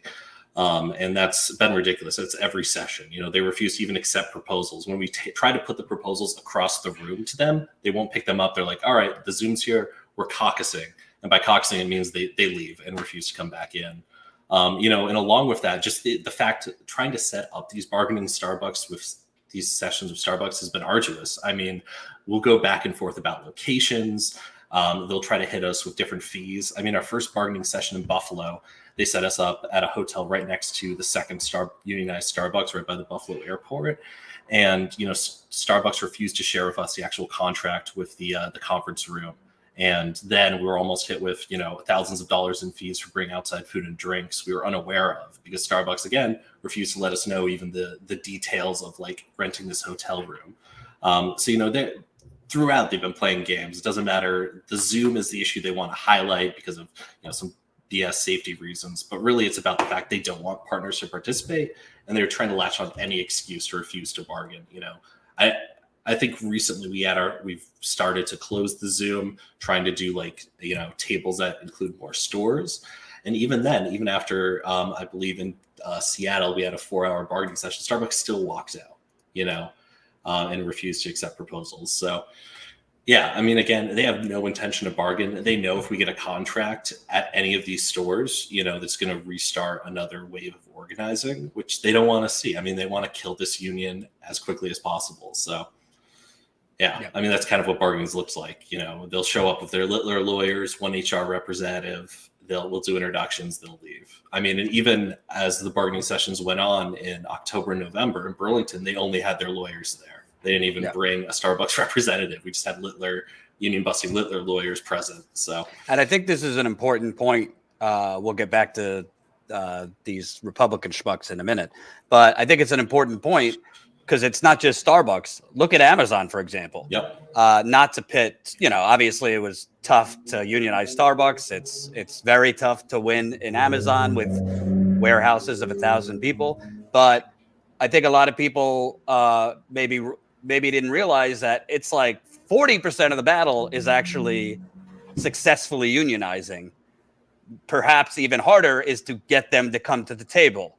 Because in the case of Amazon, I mean, they fought for almost a year to try and overturn the election, to try and like a stop the steal corporate version. Yep. And even after the National Labor Relations Board has finally certified the Staten Island warehouse successfully, Amazon is still not coming to the table. And that could take years just to get them to the table. And who's going to force them? Jeff Bezos isn't facing jail time if he doesn't come to the table. Nobody in Amazon. You want to fine us? You want to, tar and feather us? Fine. So people need to realize with organizing, yes, it is a Herculean effort just to win that union, but there needs to be additional organizing, and almost like part of the union campaign has to be focused on winning, and the other part has to be pre-planning the collective bargaining strategy even before you win. Exactly. Do I have that right, Brian? 100%. I mean, organizing is, an incredible challenge that you've covered a lot, but really bringing companies to the bargaining table, especially with these independent unions like Trader Joe's, like Chipotle, with the store closed, and many others, and Amazon. There is no mechanism to force these companies to actually negotiate. You have an obligation to meet at the table, but what happens there is no obligation beyond that. So Starbucks is attempting to technically meet that obligation, and so are these other companies by just showing up and then walking out. But, obviously that doesn't get you a contract. So really, it's the organizing that goes into after winning the initial organizing is even like a higher bar, because you're really having to pull the company to the table constantly and then force them to actually make real concessions. And there's no incentive for, Starbucks or any of these or Amazon to do so, because they know the second you get a contract at one of these facilities, you essentially incentivize all the other ones to basically organize, because they're going to want what those, what they got. And really as the union, the struggle is, creating a contract that doesn't bar us or lock us out of further benefits. We saw in Canada in 2019 in Victoria, BC, when the first Starbucks unionized with the steelworkers, their contract locked them out of wage increases that were given immediately after that election. Starbucks raised wages $2 at every store in Canada, all around this one unionized location, and essentially, use them as a major example of why we shouldn't organize. Obviously, with our contract, we're looking for like a Me Too clause to include any further increases. But again, that's a massive fight, and Starbucks has no incentive to include that, let alone even, bargain a contract in the first place. Absolutely. Let's get back to this. We raised wages in May. That's correct. And what was it before? About $15 an hour. It went to 17. And one final point, even $17 an hour, that's not a living wage in this day and age. I'm proud that in our company, we pay the highest starting wage in a low unemployment county. And any large corporation shouldn't necessarily be bragging about $15 to $20 wages. When you look at the typical structure of a large company, that should probably be $20 plus, like many Main Street businesses pay. And I think if companies like yours and the larger companies don't do it, you're going to be constantly, grappling with maybe here. But on the other hand, unions shouldn't be trying to get involved in companies that are doing a good job, especially Main Street and smaller ones. I wish we had more time. Thank you. We'll leave it at that. Thank you, sir. Senator Smith. Thank you, Mr. Chair. Good afternoon, or good morning, I think it is still.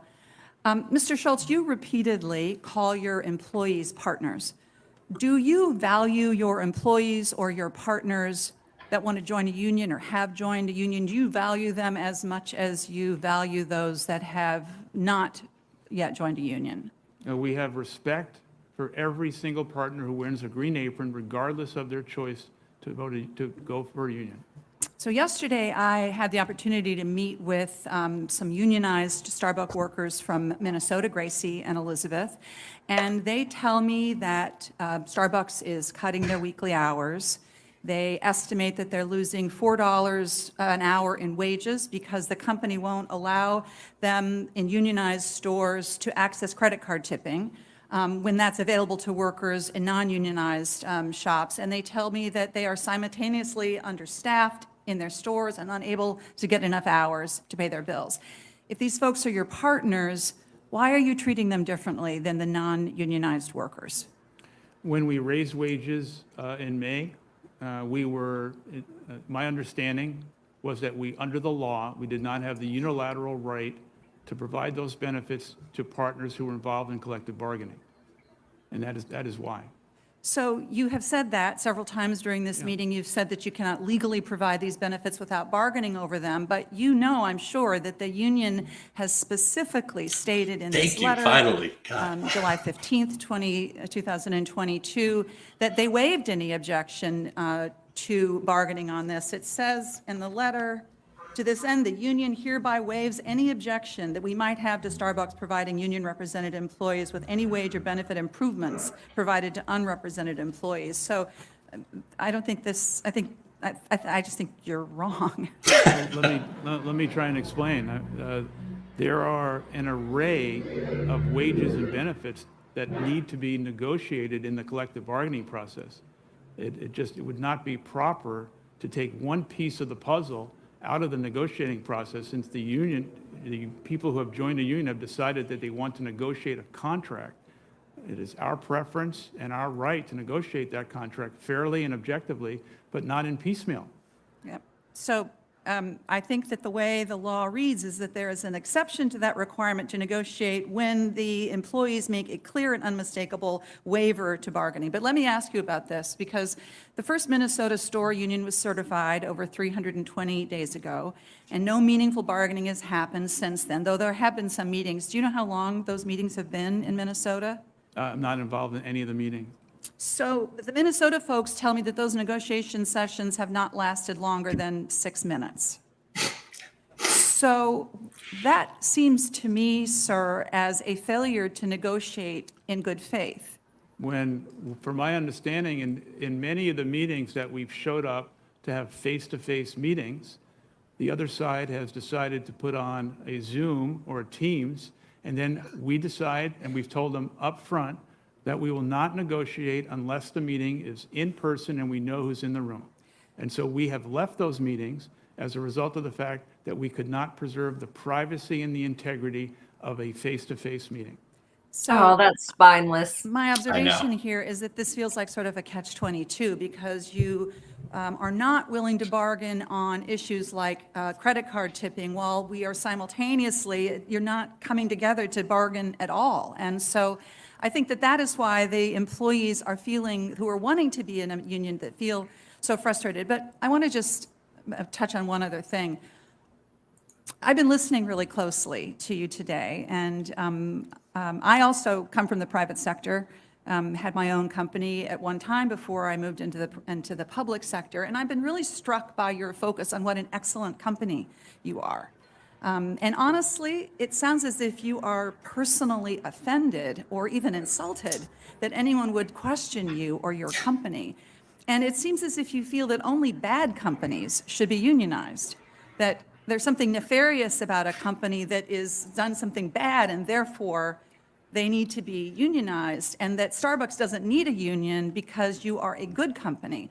But I think, Mr. Schultz, that is not your decision to make. And I believe that there is an inherent value in coming together to organize that would address this imbalance of power that I think the many, many Starbucks Senator, you're partners right. sitting behind you and in Minnesota feel. I mean, you're a billionaire and they are your employees. The imbalance of power is extreme, and that is why people want to come together to form a union. Senator, I agree with you that I do not have who can vote for a union or not, but I am the chairman, I am the CEO of the company, or I was the CEO of the company, and I have the preference and the right to communicate to our people about what it is we believe is right for Starbucks. And I want to repeat, 99% of the 250,000 want a direct relationship with the company. The last thing you said, and it's been said many times by the chairman, I just want to make a point of that. This monarch of billionaire, let's just get at that, okay? I grew up in federally subsidized housing. Let me finish. I grew up in federally subsidized housing. My parents never owned a home. I came from nothing. I thought my entire life was based on the achievement of the American dream. Which makes it even more awful what you're doing to these You're workers. a class traitor. Great. Yeah. Congratulations. Of Starbucks.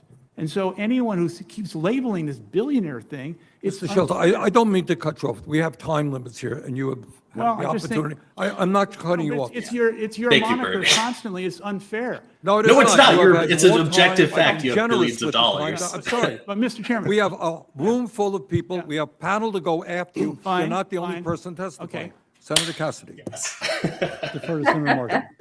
Thank you, Ranking Member. Thank you, Chairman. Mr. Schultz, I'm going to change the subject a little bit.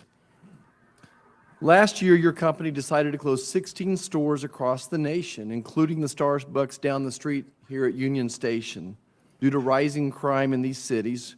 Oh, Shortly thereafter, Oh, you stated that God. there are going to be many more closures for similar concerns. Your store managers are quoted saying that their employees have not felt safe amid a spike in crime, a surge of assaults, thefts, and drug use. All right, I don't really need to listen to this right wing. Jordan, I do have to go in a second. I got to go meet with some other workers. That's okay. What's your overall thoughts on what you've heard so far? Yeah, I mean, I think especially from Bernie and a couple of the senators, actually, I'm surprised at the level of questioning of Howard. He's actually getting grilled at some points, which, I was unsure outside of Bernie if we'd actually even see that.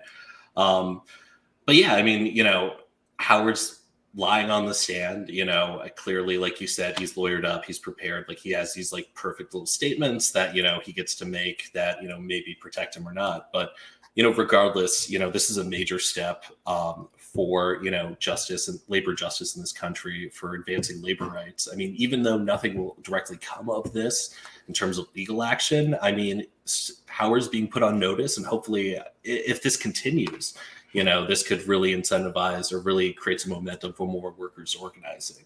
I hope to see, more of this. Hopefully, Jeff Bezos and CEOs of every company that has a union campaign ongoing that has been union busting gets held to account in the same way. But yeah, I also think, and Zaina and I talk about this quite a bit, as far as the overall progressive movement, which I think crossovers with the working class movement.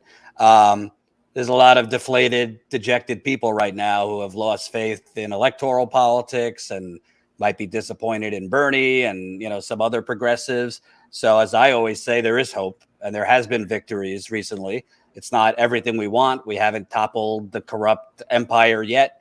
But, if you would have said 3-4 years ago that there would be 300 unionized Starbucks stores and a unionized Amazon, I would have laughed at you. So yeah. There is successful things going on. All right, Brian, definitely keep us posted on reaction you're getting from other workers, and we'll follow up with you. Definitely. Thank you so much. It was great being on. All right. Let's get back to this. Negotiation process. Have you and your company been open to negotiation process? So this is, give you a minute here, a minute and a half, just to tell me your side of the story. Thank you. First off, with regard to the NLRB, Senator Cassidy mentioned a number of issues. Starbucks Coffee Company will abide by the law and follow the process. I hope the committee does investigate many of the things that are going on within the NLRB, and the courage of the whistleblower to come forward with regard to the allegations that she has, that she wants to discuss with the committee. This process, unfortunately, has played out publicly in many different ways.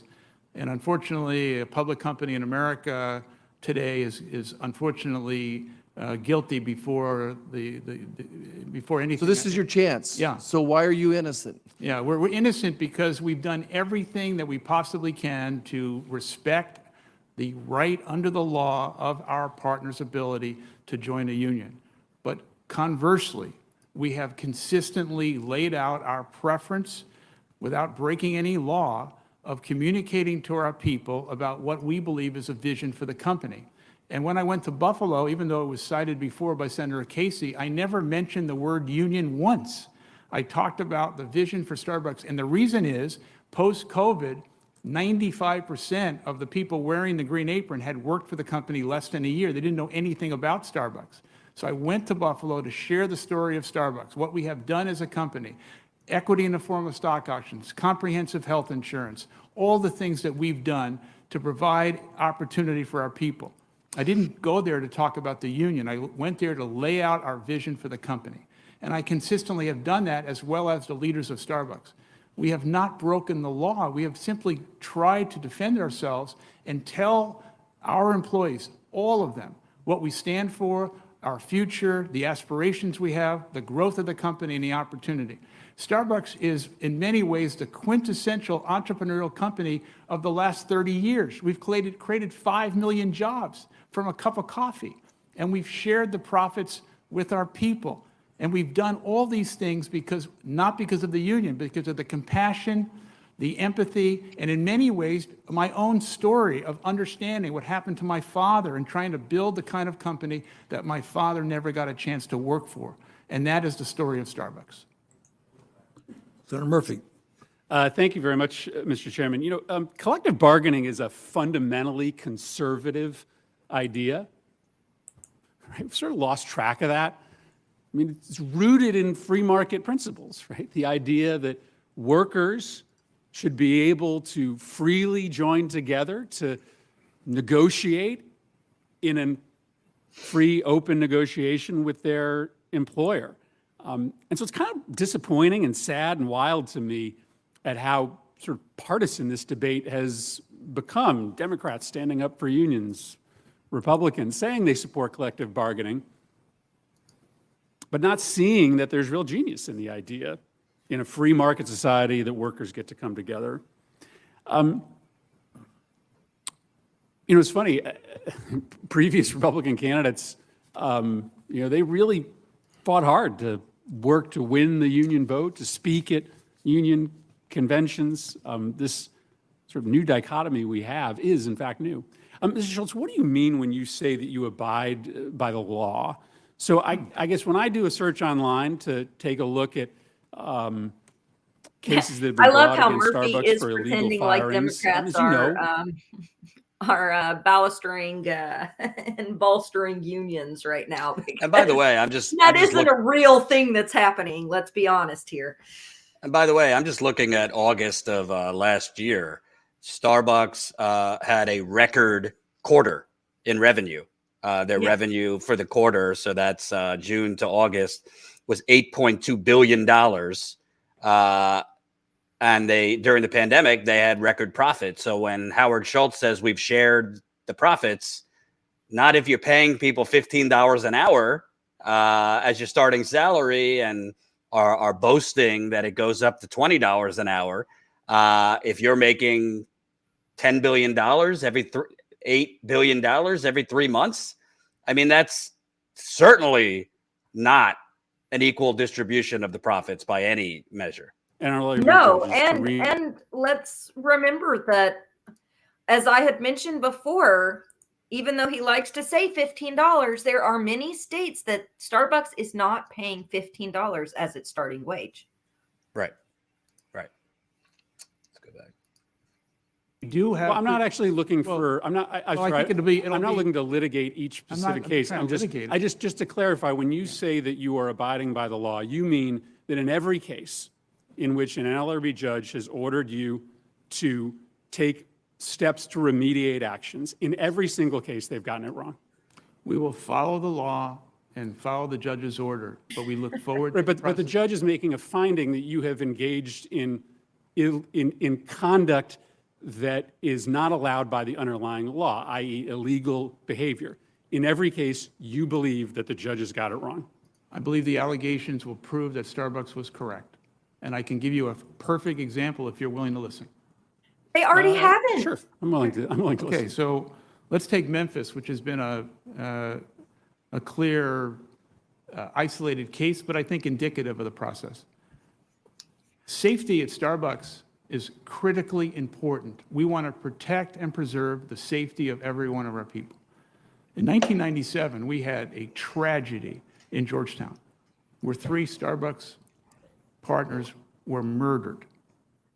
And so as a result of that, we have always taken safety very seriously. But after that, everything we do is about partner safety. Now, in Memphis, a Starbucks person who agreed to join the union, after hours, opened up that store for activities that were not consistent with safety and procedures at Starbucks. No one should open up a store that is closed. The manager took a disciplinary approach and terminated that person. That person was reinstated. That is the fact. Safety is key at Starbucks. So we can't be held accountable for things that we believe under the procedures of Starbucks that are based on safety for our people. And that is a clear violation of our procedures. I understand. I'm trying to square your testimony in which you insist that you rigorously follow the law. Yes. With overwhelming evidence from the organizations that are charged with enforcing American labor law that is not the case. It is akin to someone who has been ticketed for speeding 100 times, saying, I've never violated the law because every single time the cop got it wrong. That would not be a believable contention if someone was to make that before the committee. And so I find it hard to believe your insistence that notwithstanding this extraordinary set of decisions, reinstating workers, forcing stores to be reopened, that you are in fact consistently abiding by the law as your testimony is before this committee. I don't believe Starbucks has broken the law. All right, thank you. Senator Cassidy. Let me just make a couple of observations relative to what has been said on the other side of the aisle of the dais. First, we should have, as I mentioned earlier, an investigation as to NLRB activities. They're being made out as if they're a totally objective player in all this circumstance. But here I have a letter from NLRB confirming that the OIG is investigating allegations of misconduct by the NLRB employees in Region 14. Now, we can say, oh my gosh, NLRB is supposed to be neutral. There is tangible evidence that they're not. Secondly, I'm sorry Senator Murphy left. Republicans And down all here the right totally wing has support the right right of now, people. all these Republicans have, it seems like, are personal attacks after personal attack after personal attack. So now the NLRB employees are biased. Why? Because they ruled in favor of labor, which is literally what their jobs are supposed to be. Are we upholding the law? It's mind-blowing to me. Well, also, I mean, the NLRB, not to get into in the weeds, is just severely underfunded. So yes, they're trying to make it out to be this liberal Democrat op to prop up unions. The NLRB for years has basically been a toothless agency that's done pretty much nothing to defend unions, mostly because it didn't have the staffing.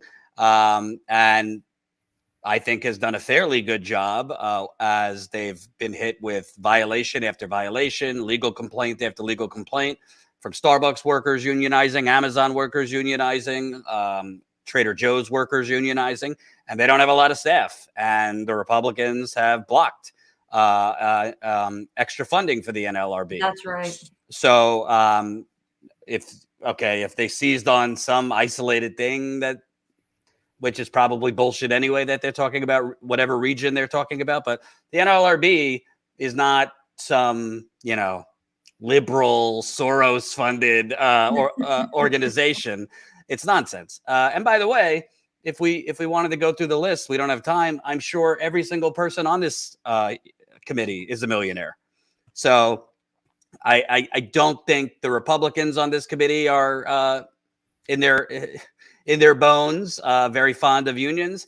I think most of the Democrats on this committee might think they're fond of unions, but then make rationalizations for why they take bribes from union busting companies. So whatever slice of the aisle you are, they're all not standing up for unions. There's only one person on this committee that's actually been out there year after year, decade after decade on the picket lines when it was not in vogue, when it was not, when labor was basically dead. I mean, Bernie was out there year after year before he even ran for president. And there's plenty to criticize Bernie on. But most of these people in this hearing are billionaires, severely out of touch in their local, in their states. They're bought off they're by bosses.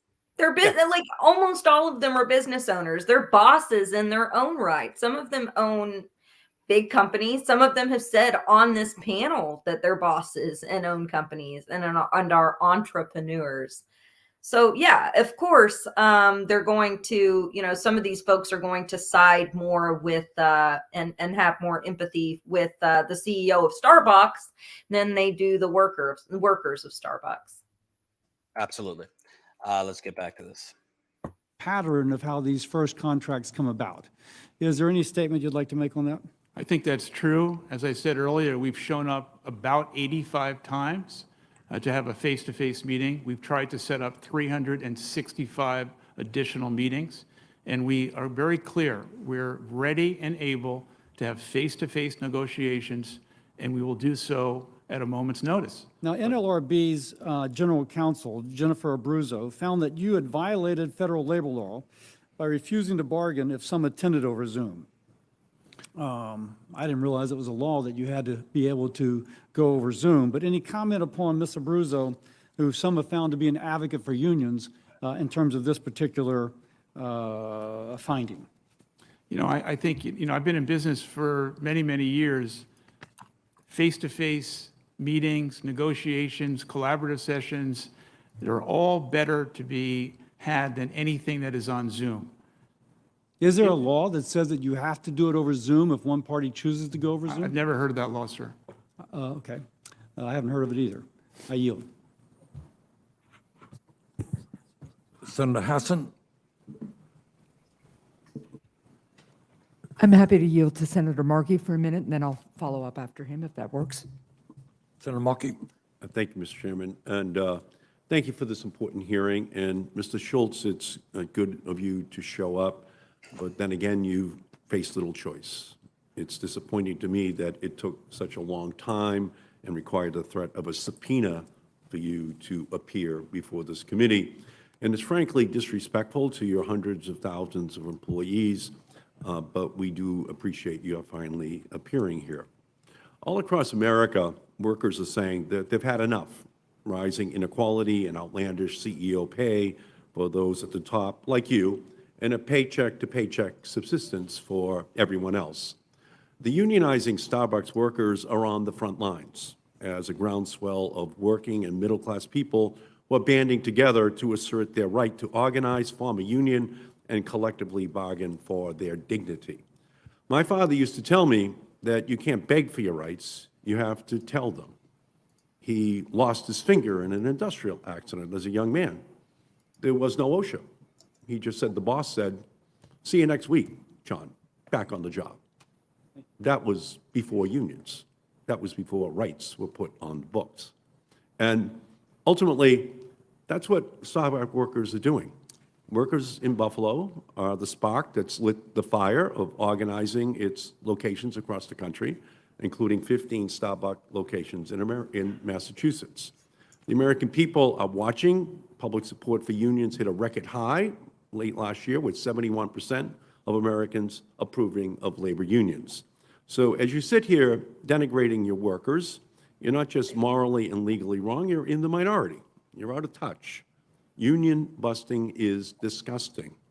I got the chance this week to meet with Caitlin, who is a Starbucks employee from Gardner, Massachusetts. Like you, Caitlin cares deeply about Starbucks. She originally started working for the company in 2006 and came back to rejoin Starbucks in 2021. When she came back, she saw Starbucks similar to how you describe it in your testimony, a company that had lost its way. She saw a company that now only cared about money at the expense of the health and well-being of its workers. So to help save the Starbucks she once knew and loved, Caitlin and her co-workers formed a union. They wanted to revive a wayward company, make your company better. But you vilify Caitlin and her colleagues for caring. You demonize them for participating in their fundamental right to organize. And worse, you and your company set out to punish Caitlin and her colleagues, withholding benefits and raises, cutting hours, and purposefully understaffing to harm their most dedicated partners. So when you give us 10 pages of testimony extolling the benefits that Starbucks offers its employees, that's not what I see. I see Caitlin. I see you squeezing the people who have made you rich with blatant disregard for the law. Perhaps because you think if you can hire the lawyers and pay the union-busting consulting firms, you can get away with violating other people's rights, with disregarding their dignity, and with silencing working people in America. But here's the thing. If you can pay the lawyers and the consultants and the PR specialists, you can also pay the workers a fair wage. So you say that your father was unfairly fired after he was injured on the job. Your father had no rights, and your family paid the price. That is how your workers now feel. They have no rights. They don't want to be like your father, who had no rights. They don't want their families to have to pay the price for their children the way your father had to pay a price for his children. They want rights. Your father couldn't protect himself. That's all your workers are looking for, so they can protect themselves and their families so that what happened to your family does not happen to their family. I don't think you understand that, Mr. Schultz. They're just looking to be someone who can protect themselves in a way your father could not. So, Mr. Schultz, I would just hope that you would understand that. But I'm afraid you don't. I'm afraid that if you step down as CEO, that you don't understand that these people are afraid that your company will lose its way again, and that they need rights that don't just come from you, but come from the company. That's what they're looking for. It lost its way, you say you're back, but it could lose its way again. Workers should not be dependent upon you, Mr. Schultz, in your sense of right and wrong. They should be able to have laws, protections, unions that stand up for them every single day of the year. And that is something I think, Mr. Schultz, that you just fundamentally don't understand. These workers are just like your father, and they have no rights. Can I respond, sir? 30 seconds. Only 30 seconds. I need more time for that. Well, I'm sorry, that's You all. bring up my Every father. member here You is. bring up my father. You don't understand, sir. My father was a World War II veteran, fought for this country in the South Pacific. You don't understand. I understand Yeah, let completely. me- Your let me- father Yeah. was... Can I finish, sir? Yes, sure. Yeah. Your father served our country, and then the company he worked for... Can I respond, Chairman? Yes, please. Okay. I don't understand. Let me ask you a question, since you cited the union as the answer. Is there a union contract that you personally are aware of that provides comprehensive health insurance, equity in the form of stock option, free college tuition? Is there at $17.50 and an average of $27 with benefits? Are you aware of a union contract? Sir, answer the question. Of a union contract that has those benefits, sir? Mr. Schultz. Are you aware? Masking Schultz, here's your testimony. I'm Looking asking back, you a question. looking back, Oh, it is- Mr. it- Mr. looking Schultz. back, it is Asking you a clear question. to prior to my return last April, the company had lost its I way. asked you a That it had question. fallen under the dangerous influence I of Wall asked you a Street simple question, just like you short-termism asked me. that I had always tried to... I asked you a question, sir. Sir, You don't understand. Your testimony says that your own company lost its way, and it will lose its way again unless there's a Okay. union there In a to make Senator it Hassan, accountable. thank you. And in Senator a Hassan. post-COVID environment, many companies. Mr. have Schultz, tremendous Mr. difficulty. Schultz. I got to say, this guy is a real cartoon villain. I got some issues with Ed Markey. I think he's a good speaker, but I think that was a very profound thing that he said. And Howard Schultz's response was basically, how dare you evoke my father? He fought for this country and blah, blah, blah. And to It's very recite. narcissistic, you know, it is a caricature of, Yeah. of And by the way, what we would expect a evil CEO to be. and by the way, I mean, I just Googled it.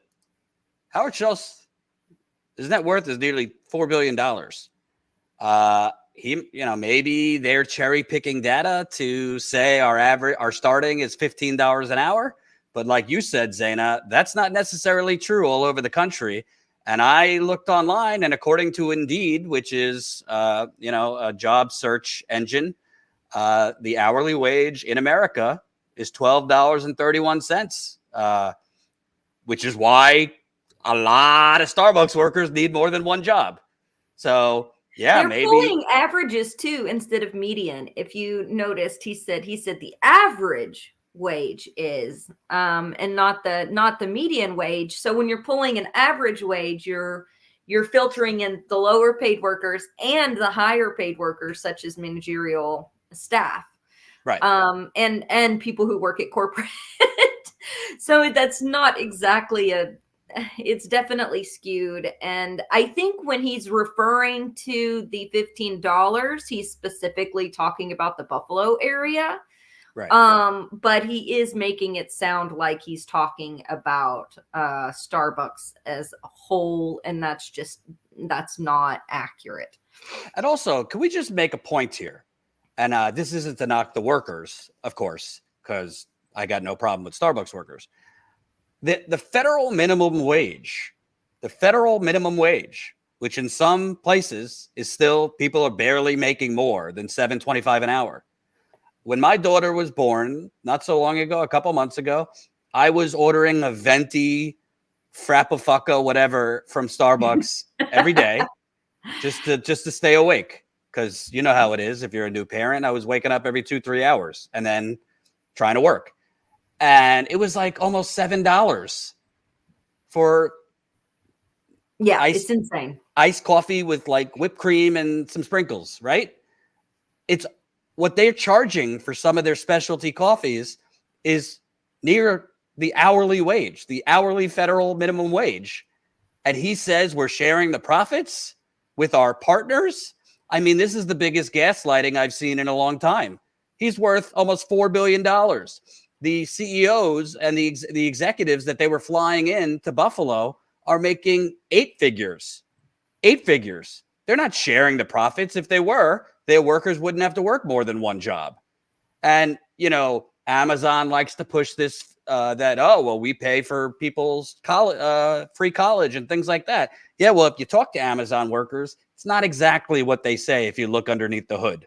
And there's a lot of strings attached. So I'd like to talk to more Starbucks workers about, how many hours do you have to work for them to pay for your education? What other benefits are you getting if they're paying for your education? Did Starbucks cut your hours if you were trying to unionize, which would have taken away that benefit of paying for your education? Or cut your hours if you...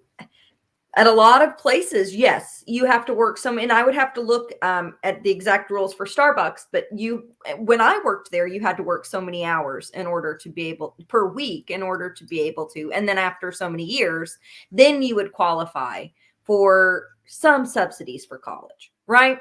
I don't know how that's changed because that was a long time ago, but I will say that a lot of places will offer these benefits. But then when anyone gets close to these benefits, cut back on the hours. Amazon's been known to do this. They were offering, tuition-free college or college subsidies. If you work so many hours per week, as soon as folks would make it close to that benchmark, they would lay people off oftentimes before they had that benefit. So that benefit was nothing but, the right wing's always talking about woke politics. This is what I call BS politics. This is the culture war language. These are corporations that are using things that sound good, sound like they're enfranchising their workers, sound like they're offering all these amazing benefits, but in reality, Mr. Schultz was making what? How many $1 billion per year? 3.7 billion? That's his net worth, yeah. Oh, and then I'll show this really quick. This was in the background of this hearing, and it's the as union membership declines, income equality increases. You can see how before unions in the 1920s, then things stabilized in the 50s through the 80s, and now we're back to basically where we were in 1900. Right. Yep. With the disparity of wealth. Parental leave and college scholarships? Yes, And you're proud that Starbucks does that? very proud. I understand that part-time employees need to work at least 240 hours over the course of 3 consecutive months, or roughly 20 hours a week, to be eligible for those benefits. Is that true? I'm not sure that's correct, sir. I'd have to get back to you. I don't think that's correct. I don't want to ask one of your lawyers. I believe that to be true. Okay. I see a lot of head nodding from employees behind you. But nonetheless, I can submit a question to the record so that you can definitively say yes or no to that. Of course he knows whether it's true. He's the fucking CEO of the company. This guy's perjured himself 6 ways to Sunday, but there's no actual enforcement of perjury in front of Congress. If there was, former governor of Michigan, Rick Snyder, would be rotting in a prison. So rich white people could perjure themselves in Congress. If I told a white lie, they'd put me in solitary confinement. There's a double standard. He's asking him right now about what we were just talking about people losing their jobs when they get close to the benefits. Stores. I'm not aware we do that, sir. No, they won't believe. Mr. Schultz, you announced in May 2022 that the company would raise pay and double training hours at its more than 10,000 corporate-owned stores, but you said that these changes and others would not apply to unionized stores or stores where workers had filed for union elections. Mr. Schultz, yes or no, did you say this? Yes, my understanding was that we were not allowed under the law to provide benefits unilaterally to stores and partners that were involved in unions. Bullshit. Was there a finding at the NLRB along these lines as well, I'm unaware of that. related to that statement?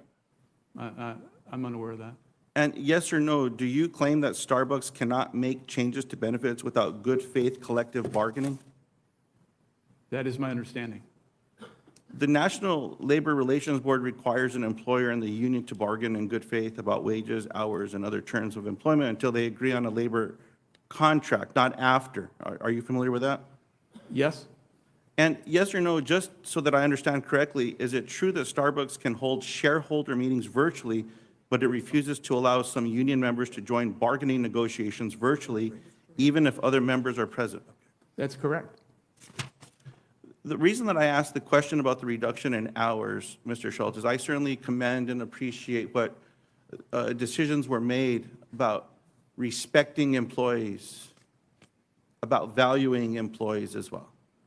What concerns me is practices that have been shared with me where a reduction in hours, where an employee maybe once worked full-time, 36 hours or so, but then hours were changed at that property for whatever reasons. I'll suggest that I believe it's because of unionization, and I look forward to getting your response there.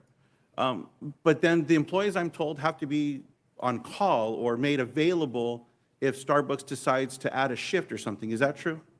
Sir, I'm unaware of a specific store or situation in New Mexico. I'm sorry. I'm not asking about a specific store. Starbucks across the country, in many properties, has reduced hours of employees.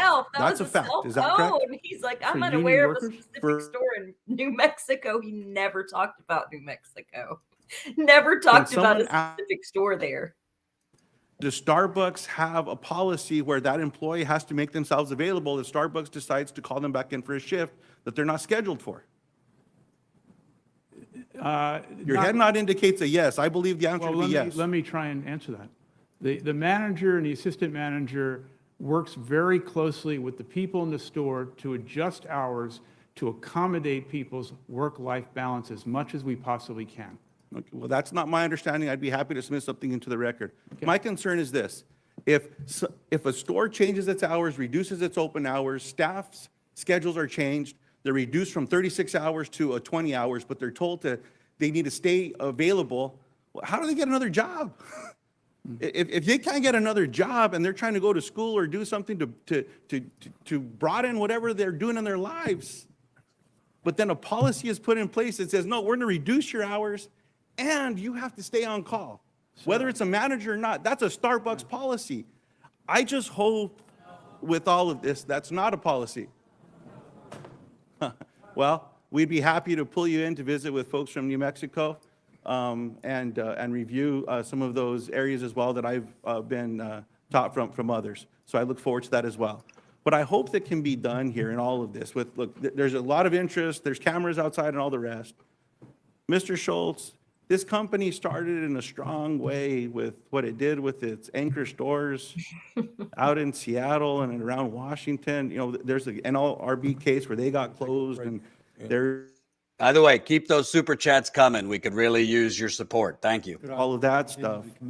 But going to what Mr. Markey said, with testimony that we lost our way. I want to be here when the panel. I certainly hope that we can find that way back, because a lot of folks support Starbucks because the employees were treated well. And I just hope that that's something that we can work on together, but I look forward to following up with your staff. Thank you, Mr. Chairman. Then I'm incredibly proud of the long-term track record. Mr. Chairman, if I can't speak any longer, I didn't ask a question to Mr. Schultz. I'd be happy to ask a question if you'd like a response. Okay, thank you. Thank you very much, Senator. What we're going to do is we have a wonderful panel that's going to be up here in a second. You have not voted yet, and I have not voted yet. Mr. Chair, but Yeah. just for 30 seconds, can I be recognized to submit a letter into the record from the Albuquerque store that sent it to Mr. Schultz? Without objection. Let me conclude this session with Mr. Schultz in saying that we are looking at a situation where one side has all the money, has all the power, has all the consultants, can hire and fire at will. We're looking at another side where workers are making not very good wages, wages that were forced up, as I understand it, by the threat of unionization, so that you now have a $15 an hour minimum wage. We're looking at a situation, as Senator Lujan just mentioned, you know, we're in a lovely room here, this is one world. Out there in the real world, whether it's Seattle or Vermont or wherever it is, people are given arbitrary schedules as to when they can and cannot get to work. Sometimes they're working 20 hours a week, sometimes they're working 30 hours a week. Hard to build a budget around that. But at the end of the day, this hearing is not about my best-selling book. It's not about Venezuela. And it's a good book. People should read it. But but the issue is pretty simple. Workers have a right to join a union. In hundreds of shops that you control, workers have voted to join a union. There is zero union contracts. What I am not only asking you, I am urging you, is do not only the right thing, do what is legal. Sit down. Now, you've said you're prepared to sit down face to face. Is that what I heard? Yes. Do it. Sit down in the next 2 weeks, come back to us and tell us the success that you've had in finally negotiating a first contract. That is my hope. And with that, Do I get to say a statement? you do. Yes. And I would also say this hearing is about how we should have a neutral process by which NLRB is making not a thumb on the scale on the side of one side or the other, but in which they are attempting to have a neutral process. And this committee should be investigating the allegations that we have a confirmation that OIG is investigating, that there are NLRB employees who are doing precisely that. Now, we, on this side of the aisle, firmly defend the ability of people to unionize, and we have promoted policies much more favorable for unions, for example, Keystone XL pipeline, and it absolutely has to do with the administration's desire to buy oil from Venezuela than from Canada. Why in the world that would be, I don't know. And employing American workers and American trade unions, why that would be, I don't know. But nonetheless, that's their call and that's not mine. But we should not, in this committee, presume that someone is guilty before we have done our own independent evaluation, particularly because it was... Then why have a federal National Labor Relations Board? What's the point of having a National Labor Relations Board or a FDC, FDA, or a CDC, or a, if you're just going to toss out their findings if it doesn't match your political leanings? We're going to have a very excellent panel joining us. Thank you. Okay, well, final thoughts? What are your thoughts on this? Anyone want to throw in some super chats, join the conversation, tell us what you guys thought about it?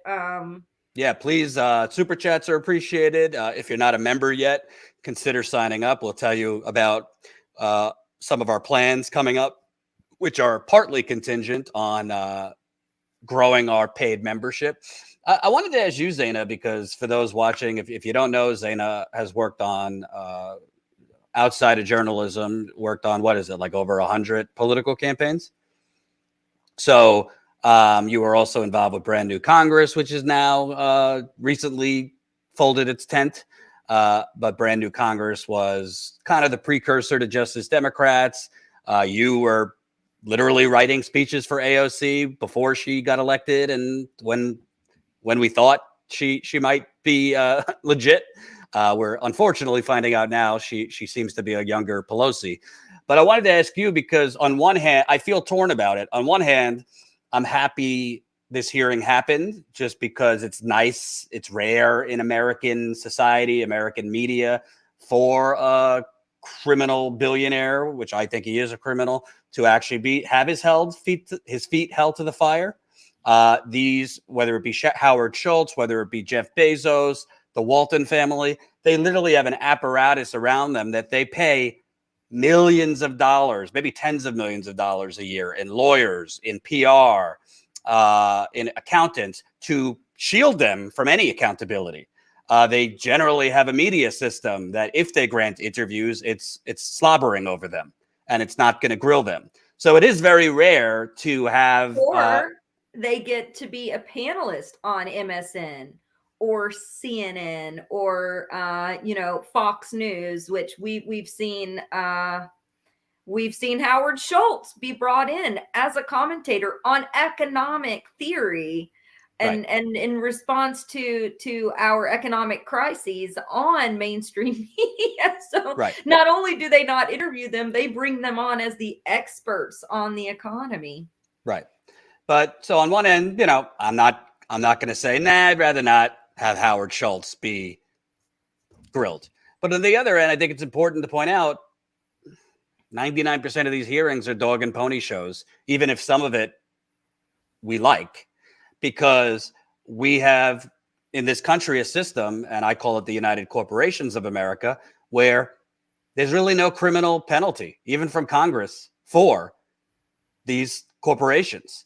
I mean, listen, even what Bernie said, I urge you, because he can't demand him to do anything. Politicians, because they are the employees of Howard Schultz, they are literally the servants. They have been legally bribed by Howard Schultz and Bezos and the Kochs and all the big Democratic Party donors. And they have their own businesses that they're making tons of profit off of, that they have every incentive to not support unionization. Yeah. So basically, when I say dog and pony shows, other than awareness, some media coverage, not much tangible change will come out of these hearings, because that's what the system is intended for. It's to give the illusion of action, the illusion of accountability. I mean, I hate to be a broken record here, but I just use Flint because that's what I've worked on for years and years and years. I mean, I have broken story after story that shows former Governor Rick Snyder of Michigan, we're headed to the 9-year anniversary in a month in Flint. They still don't have clean water. Not one person has gone to prison for poisoning a community. Unfortunately, it's probably going to be the same thing in East Palestine, which we've been covering a lot. Not one person has gone to prison. And Rick Snyder. Oh, by the way, there was I live right outside of Louisville, about a mile from the river, and making national news just this morning is a massive barge disaster on the Ohio River. Yep. And one of those barges has methane gas. Another may have chemicals that they have not released yet. So they're anticipating having to test the Ohio River again for those chemicals. So this isn't, after East Palestine, people are seeing these kinds of disasters, but they have been and are a daily occurrence. And as you said, these CEOs aren't held accountable. And I just want to play this clip. It's from a strike I covered. We've covered Starbucks on the ground. We were up there in Buffalo before they won, speaking with the workers. I've covered several Starbucks worker strikes. These are not stories that tend to go viral, that make us a lot of money, but I think it's just the right thing to do, to be on the ground. Status Coup and I covered the Amazon Staten Island campaign for over a year before they won. So there was a lot of Johnny-come-lately media folks that came out when they won and acted like, oh, they were covering it all along. I was out there when it was storming. I was out there when it was sizzling. I think I made 7 or 8 trips to that warehouse to interview the workers. Not that I'm taking credit for their victory, but media attention does matter, particularly when it looks like there is no chance in hell for them to be victorious. But I want to play this clip from one worker. This was from a New Jersey Starbucks strike last summer. I've always hated the term like, oh, the economy's going so well, because more times than not, it means millionaires and billionaires are making record profits. It never means I can comfortably pay my bills. I've always had to work hard and make maybe just above minimum wage at best. And I know all of us are working harder than Howard Schultz is. He's not getting up at 4:30 in the morning and running around a store making sure everyone can get their coffee when we make thousands of dollars a day for the store every single day. You didn't see his speech that corporations are under attack by you? Oh no, they're under attack. Poor them. Oh, he must be so hurt right now. Poor Howie. I just love, because I can't say it better than that. I mean, 4:30 in the morning, they're opening these stores so that the other work slaves could be caffeinated and pay way too much money for, frankly, burnt coffee. So Howard Schultz could make a ton of money. And Starbucks spends tens, maybe hundreds of millions, Zaina, on their branding and image as a progressive company. They were one of the leading companies pushing Black Lives Matter, and we're so for Black Lives Matter. And the virtue signaling masks the inequality, and not only their exploitative practices in their goods that they sell. I mean, that goes back and has international implications, but the way that they directly treat their workers that are working directly for the stores as well. And all of this virtue signaling helps them to cover. Absolutely. So it's just, to me, we'll continue covering these hearings. If Bernie's able to bring in, one motherfucker after the next, one criminal corporate CEO and their deputies, we'll cover it live every time. I want to see the Senate. I am angry with our Senate and our Congress not doing enough. The House and the Senate not doing enough to protect labor laws. I'm angry that they've ceded less and less federal regulation and more into individual state autonomy when it comes to worker protections, because states like Kentucky, South Carolina, Tennessee, Texas, Florida, all passed about 12 to 13 years ago in a litany of ALEC legislation. If you guys are unfamiliar with ALEC, they're a right-wing Koch brothers funded think tank that writes legislation for state houses, and then state houses push it out as soon as federal legislation rolls back to where they can. So since federal legislation was rolled back, these states have been passing what they call, of course, because they name it, something that sounds great, right to work legislation, but really it's union busting laws. It's laws that favor corporations over the worker. EEOC laws were put into place, equal opportunity employment office laws were put into place, where one store or one location has to have more than, I believe it's 15 workers in some states before they could file a complaint. There were lots of problems, and companies like Starbucks, one of the things that we kept hearing from him over and over and over again is, I haven't broken the law. And that's not even true. I mean, there are so many lenient laws for corporations, and Starbucks even overstepped the line on those.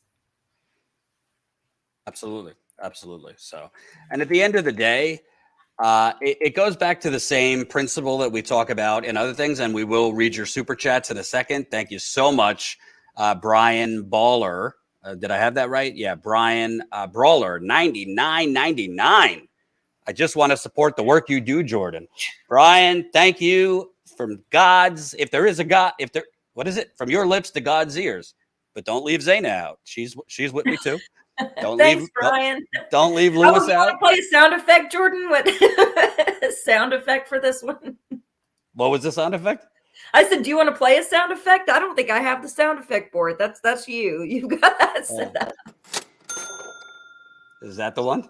Oh, actually, sure. Actually, I want to play this because this is what Howard Schultz really wanted to say. Greed, for lack of a better word, is good. Greed, for lack of a better word, is good. And I think some others wanted to say. But I have to say we're capitalist. And that's just the way it is. But I have And some others wanted. Pelosi. That's Pelosi, isn't it? Yeah, that's Pelosi. And we also had to say a couple moments. Ladies and gentlemen, we got him. Ladies. God, I love these sound effects. But what I will say, at the end of the day, the union organizing in this country is a good thing. But until we get a little France in us, I fear we're going to go around in circles. And, we've been covering East Palestine a lot. We should cover France and what's going on there. But we have to remember part of why France, and you see these massive protests in France, is because in Europe, they have a lot of these just inherent social safety net benefits as a right of citizenship. Yeah. So in France, they have real labor in France. Unions are a lot stronger and part of the workforce in France than here in the United Corporations of America. Paid time off during unionization, so it puts extra pressure on the employers because they're having to pay their employees while their employees are, protesting or working the picket lines while not producing product. And that's where the pressure comes in. Right. So, I'll just talk about with me. In my 20s, I worked at MSNBC and Fox. I was pretty miserable, but I had some health issues and I needed the health insurance. In France, you could go out and go on strike. And if you get fired, it sucks, but at least you don't have to worry about health insurance because you have it just from living there. In Germany, it was crazy. When I remember a few years ago, I went to Germany. I had dinner with some viewers who reached out to me, and they were telling me, women, you get literally like a year paid maternity leave. Crazy in a good way. Like it adds up to a year off. And if you want to take more time, I think you get like half or 70% of your salary. So part of the reason people go out there just for Macron calling for raising the retirement age from 62 to 64 is because a job, I don't want to say a job isn't everything, but it's easier if you lose your job I don't want to say easier, but it's not as destructive if you lose your job in France because so many crucial things are not connected to employment, like healthcare. So that's part of why the Howard Schultzes of the world and the Jeff Bezoses of the world and the Waltons and their servants and the politicians they've bribed, they don't want to give an inch. They don't want to give an inch, even if financially, think about it, it probably would be less expensive for Starbucks and Amazon for what they are paying their union busting consultants and all the people they're flying around and their lawyers and their PR people to stop unionization. Probably be less expensive for what they're paying to just give let's even call it a $3 raise across the board in every worker, $3 wage, a little more generous benefits. It would be less expensive. But they don't want to set up that precedent of doing that, because then if you give the people anything, they're going to demand more. If you give the proletariat anything, then they're going to realize, look, we organize, we work, look what we can get. Let's go further. Why do you think Biden arbitrarily, I could only do $10,000 in student loan debt? I know for some people that was a real life changer. 20,000 for people that, what was it? People who got 20,000 if they were on whatever that program, Pell Grants got 20,000. I'm not minimizing that didn't help, but there was nothing stopping Joe Biden from just canceling the whole thing. These are again, Howard Schultz net worth $3.7 billion. Just imagine being so greedy that you have $3.7 billion and you're in front of Congress. Thank you all very much for your patience. It's an important vote that we had to. Go ahead. Oh, just saying, imagine being that greedy that you're literally in front of Congress lying about how horribly you've been treating your workers. And you're worth $3.7 billion when a worker that works at Starbucks being able to afford to buy a home would be a pipe dream with Starbucks wages right now. An average, barista who's not working in upper management. Right. Absolutely. So let's get into some the extremist reaction. Let's see what people are saying. We got a new member, Jerry. Welcome, Jerry. Awesome. Hello, Jerry. Let me see if I missed anything on the website because Jerry signed up through YouTube. We do have a couple of super chats as well, I've noticed. So that's awesome. Thank you, guys. We will read those. Christina, 1999. Thank you for airing this, Jordan. So glad that Howard is feeling the burn. Yes, and you got to love these billionaires who, if some poor soul counts it up, how many times he says, I'm not familiar, I don't recall, I'm not aware.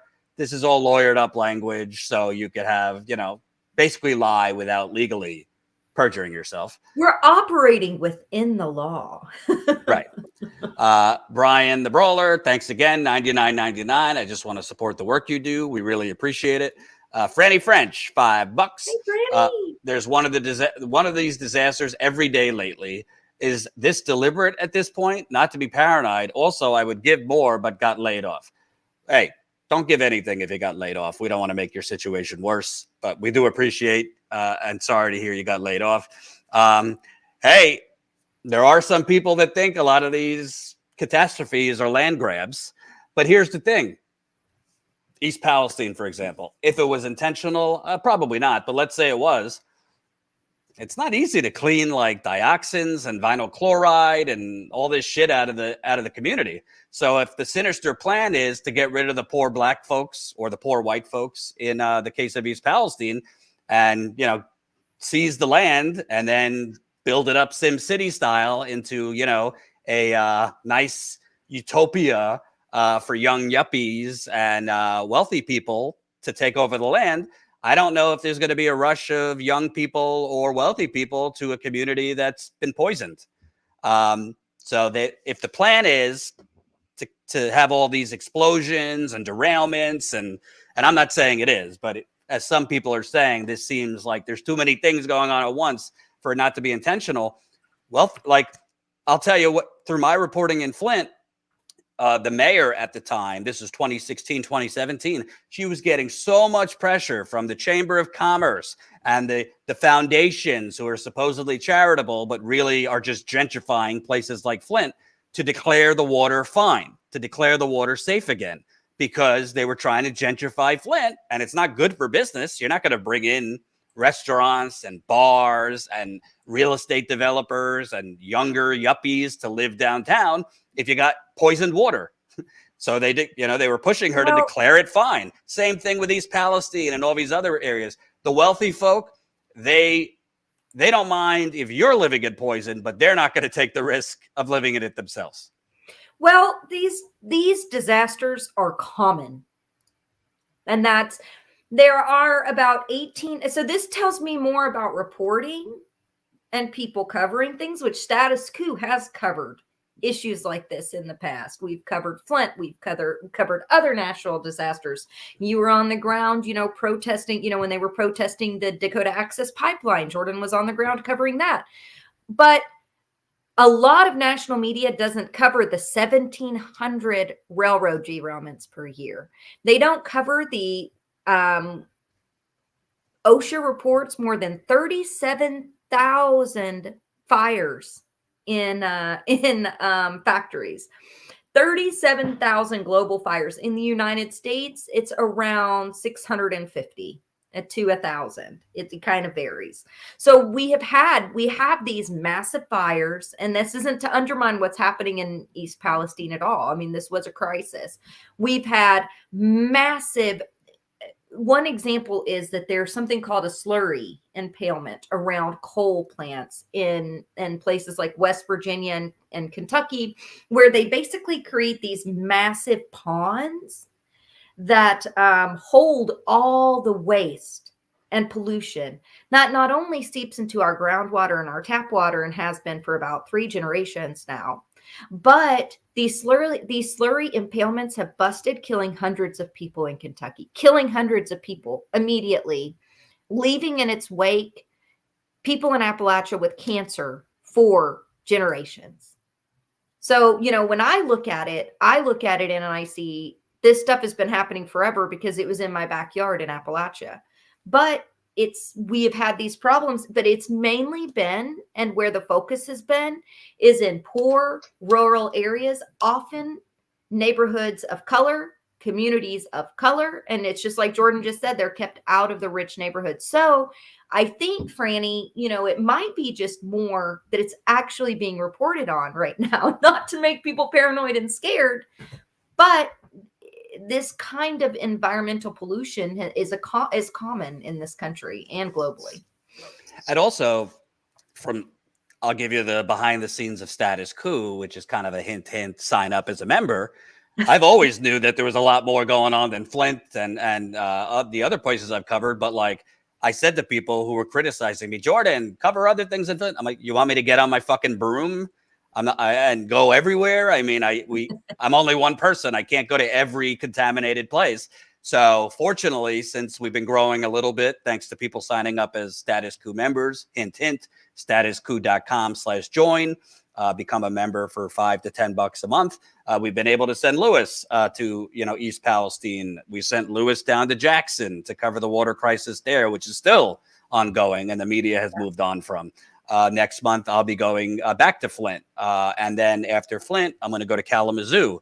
If you've been watching this week, Kalamazoo is literally being poisoned. I mean, let me see if we have the video in here. I don't know if Colin kept the video, but literally out of a paper mill plant, they are emitting toxic gas. And it's been emitted in a poor Black neighborhood for over a decade. Yeah. To the point where you hear people who are shooting video saying, I'm choking with this gas being emitted. Kalamazoo, where the plant is, Graphic Packaging, predominantly poor Black part of the neighborhood, but now it's shifting to the white part of the neighborhood, this toxic odor. You have high. And now it's making it to some mainstream media. I helped David Benak ran for Congress there in that district in 2018. And we could not get coverage on this. We could not get any coverage on this. And now that it's reaching white neighborhoods, you're starting to see it getting covered. Shocking. So, yeah, but all this costs money. I mean, listen. In my case, I drive to Flint. I don't fly. But well, I fly in general, but I've just been driving to Flint the last couple times. But an average trip for us to East Palestine or Flint, or Tina was in Georgia, depending on how long we stay, for a reporter and a camera person, you're talking $3,000 to $5,000 just for a week. That's for the flights, hotel, rent a car, food, last minute equipment. Right now, Colin and I are going back and forth with Live View. Why does my mother constantly call me when I'm live? Unbelievable. She has that sixth sense. Yes. I guess it's better that she calls me. But right now we're going back and forth with Live View, which is the broadcasting unit that we use to go live, because we're trying to get a second Live View, because right now we have one, and Lewis and Colin's moving back to Texas. I'm up in the New York area. So, I can't, if Colin's going to go on the road with Lewis, I'm not mailing him a $25,000 Live View, right? So we need more than one unit, but the top of the line Live View, it did cost $25,000 when we bought it. I don't know, with it upgraded now, it's probably more than that. And we don't have the money right now to get the top of the line. So we're trying to haggle with them on how much it would be for like the second best. So the point is, there's a reason that most corporate outlets and frankly, independent outlets don't do what we do. Besides the fact that they're lazy and they don't want to go in the trenches, besides the fact that frankly, it is less profitable. What we do is less profitable than just doing hot takes on the internet. I mean, if I changed the entire format and just was me on this channel and I just switched up to doing videos on Ben Shapiro, Jordan Peterson, Andrew Tate, hot take reactions, and just chase what's trending, I'd probably end up making more. But we don't want to do that. We want to actually be on the ground covering important things. We also want to cover labor. I mean, I did as much as I could the last few years covering the Starbucks workers. I've covered their union campaigns in Buffalo. I've covered their strikes in Jersey and New York. I've covered the Staten Island Amazon workers and their union campaign. I went up to Albany to cover their rally before their union election. Zaina is actually working on a story right now about Amazon's horrendous and I think illegal behavior towards workers in Albany. So we're doing as much as we can. We would love to hire more people. We'd love to cover more things. So yeah, if you can, sign up. Super chats are definitely appreciated. But if you sign up as a member, that's our main model. And also, please, if you haven't yet, sign up to our Substack. You could sign up to our Substack for free. There's also paid options too. But there's no reason, if you haven't yet, there's no reason not to sign up to our free option.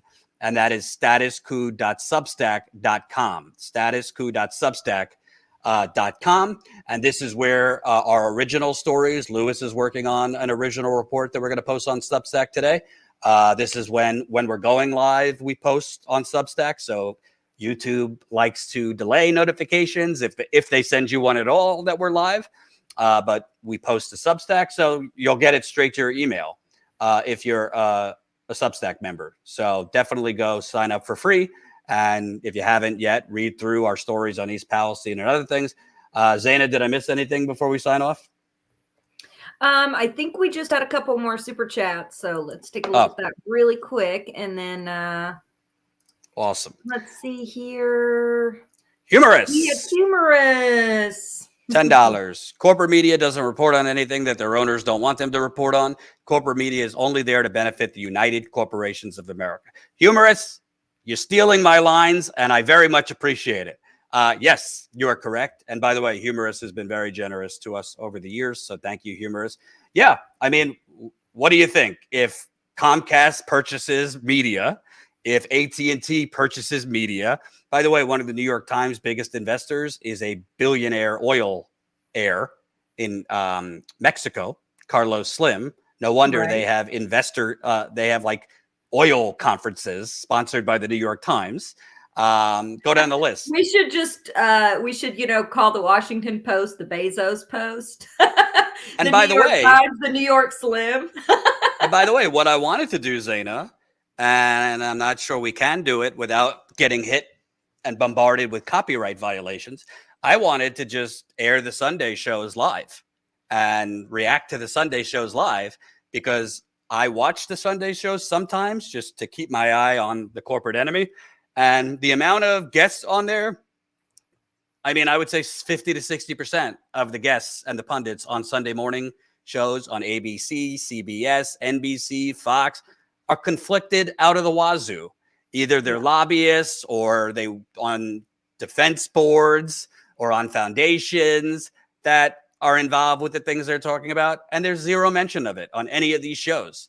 It's just one giant cesspool in addition to the propaganda and lies that are spewed on these shows. But unfortunately, a lot of the times, as I mentioned, that you bring on something about workers, or you bring on, who was it? The CEO of Wells Fargo, I just saw being interviewed 2 days ago on MSNBC talking about inflation and the impact on regular working families.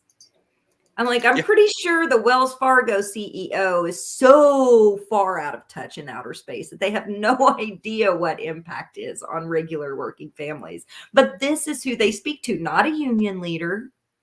I mean, not, families on the ground. They go and they speak to, a multi-billion-dollar CIO.